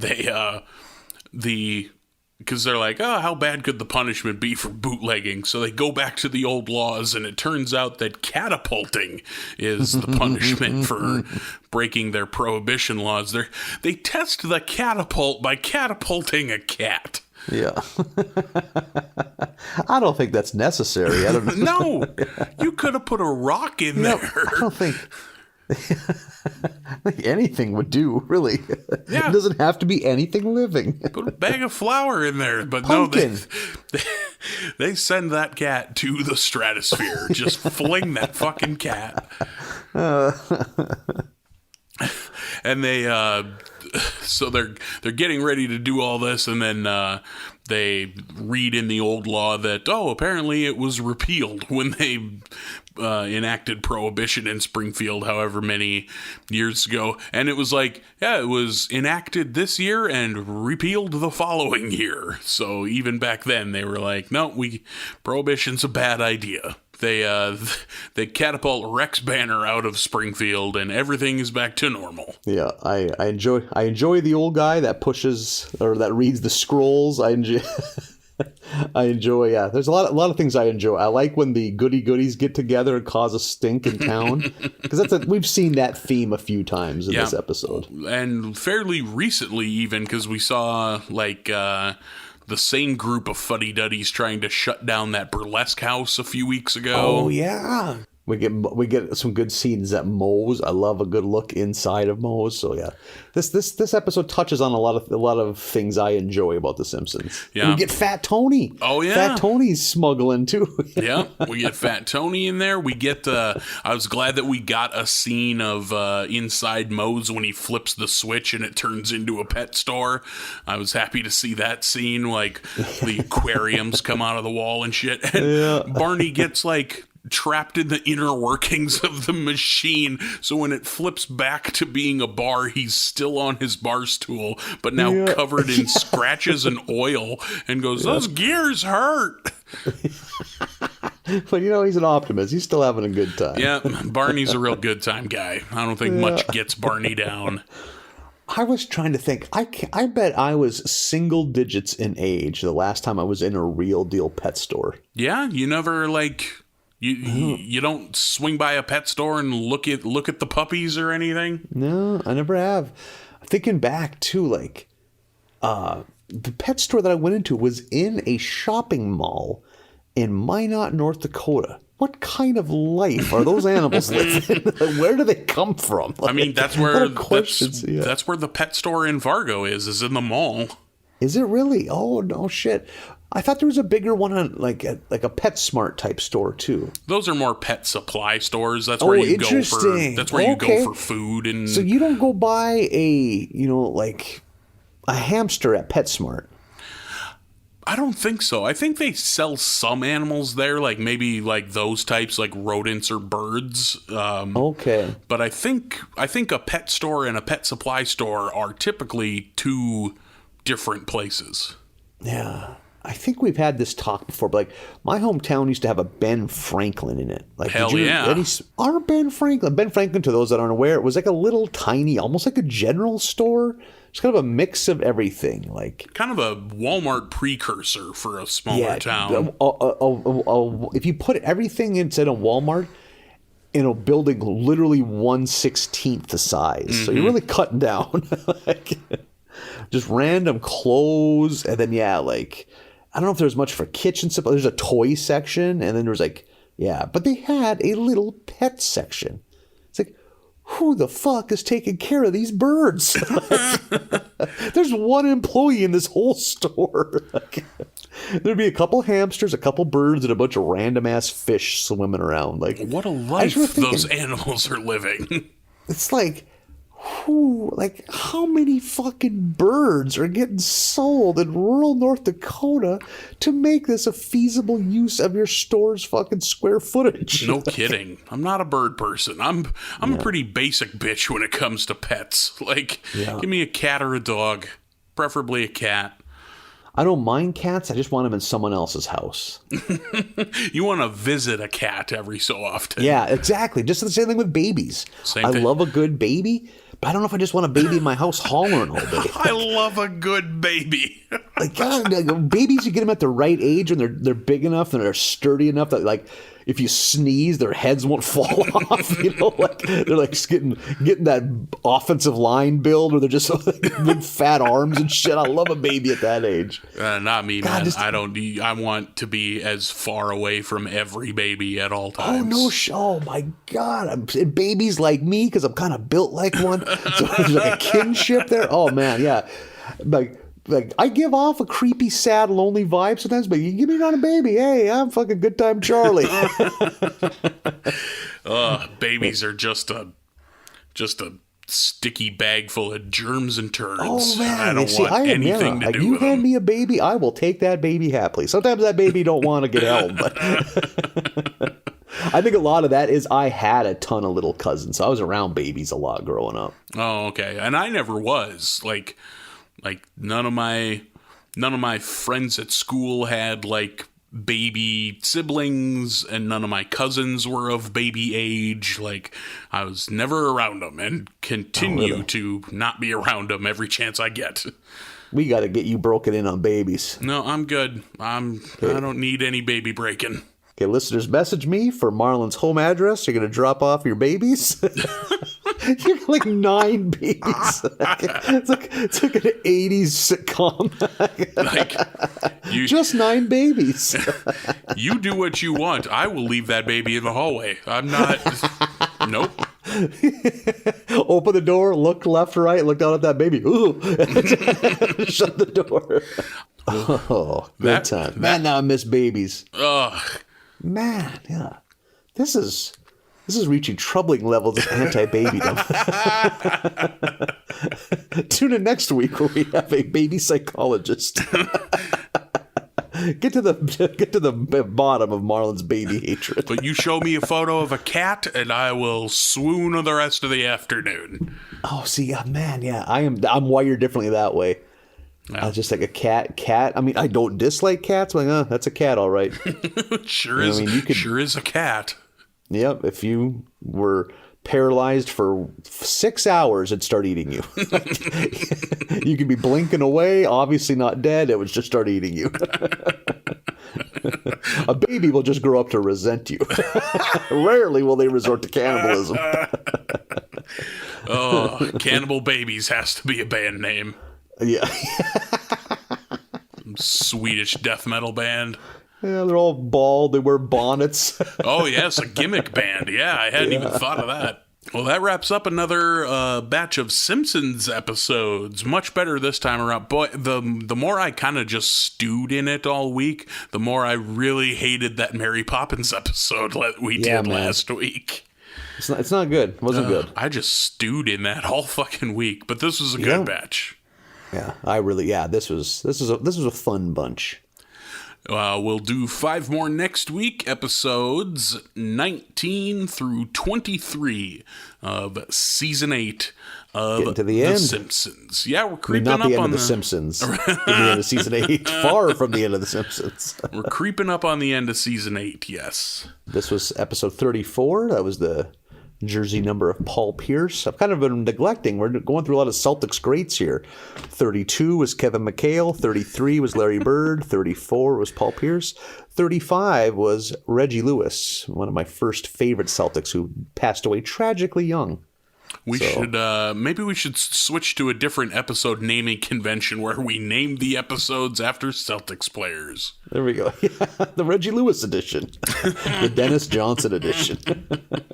Well, eventually we're gonna have to switch to another sport because the numbers are gonna get to be too big. Right? Yes. There's You know, too those many offensive episodes lineman numbers. of The Simpsons.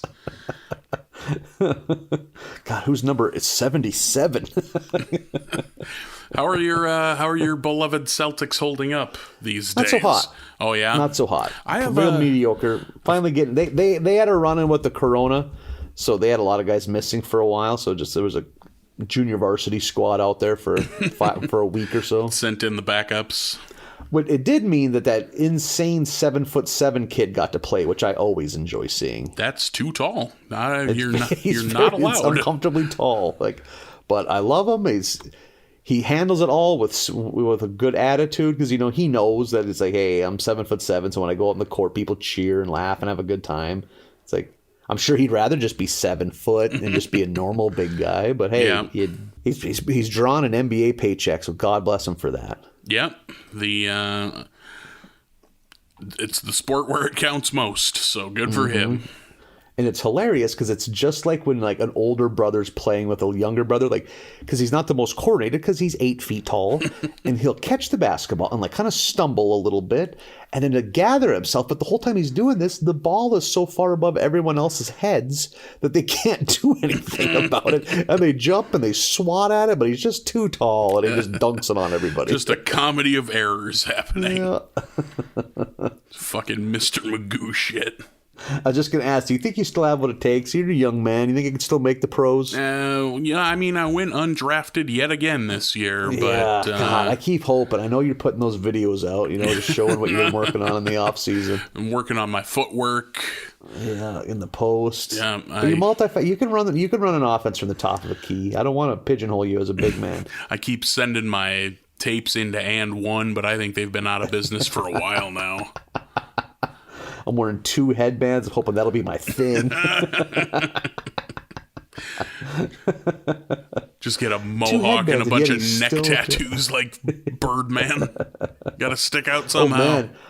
Birdman once played minor league basketball in Fargo for the Fargo Moorhead Bees. I like Birdman. I always did. Like when he was on the Heat when they won, I thought that was good for him because he's like a recovered drug addict and yeah, he had a rough road. Yeah, and it was good to see him finally win one. I once stood in line with Birdman and his Fargo Moorhead Bees teammates at the the American Steak Buffet in South Fargo. Oh, I missed that fucking place. And you can tell those guys were on a very short per diem budget because they made the most of that steak buffet. It's like a pyramid of mashed potatoes on one guy's plate. I'm like, what is going on over there? Like, doesn't he know he can come back for more? Gonna throw his back out carrying all those taters. We get tonight, as we're recording this, it will have happened by the time this comes out, but another major sporting event tonight is the motherfucking Royal Rumble. Delicious. Which I am a huge fan of. Easily the best of the gimmick matches of professional wrestling. So looking forward to that tonight. I'll be watching that. You get some randos that come out of the woodwork, some old timers sometimes. It's always fun for a laugh. Yeah, come out and throw a couple potatoes and get tossed out. Yeah, always fun. So love it. Yeah, gonna watch grown men play fight in their underwear tonight, and I'm very excited about it. Do some wrestling, maybe a little tickling. Ooh. Or they discourage that. That probably doesn't sell the product very well. These guys seem weirdly friendly. You stop it. No, you stop it. We're just a real pair of kooks, aren't we? Welcome to wrestling, everybody. The crowd is just in stunned silence. Jim Cornette on Twitter losing his fucking mind. All right. Well, we did it. We're going to wrap that up next week, episodes 19 to 23, I believe I said. Why not watch them? Yeah. See how it feels. I'm gonna. You don't I'm have gonna to. try. Maybe you're out there not watching these and you're just listening to us recap them. Hey, I hope that helps too. Hope that help you. You're like, you know what? I'm just not in an emotional state to watch The Simpsons right now, but I sure wouldn't mind some hunks talking about it, and that's what we're here for. If only I could find some Simpson hunks on the internet. Yeah. Look You're no welcome, further. I guess is all I can think of saying. You found us. You can find You us. did it. Good job. You can find us all over the internet on Twitter, Instagram, Facebook, all at Barley Basket USA. You can email us, barleybasketUSA@gmail.com. We'll do 5 more next week. See you, everybody.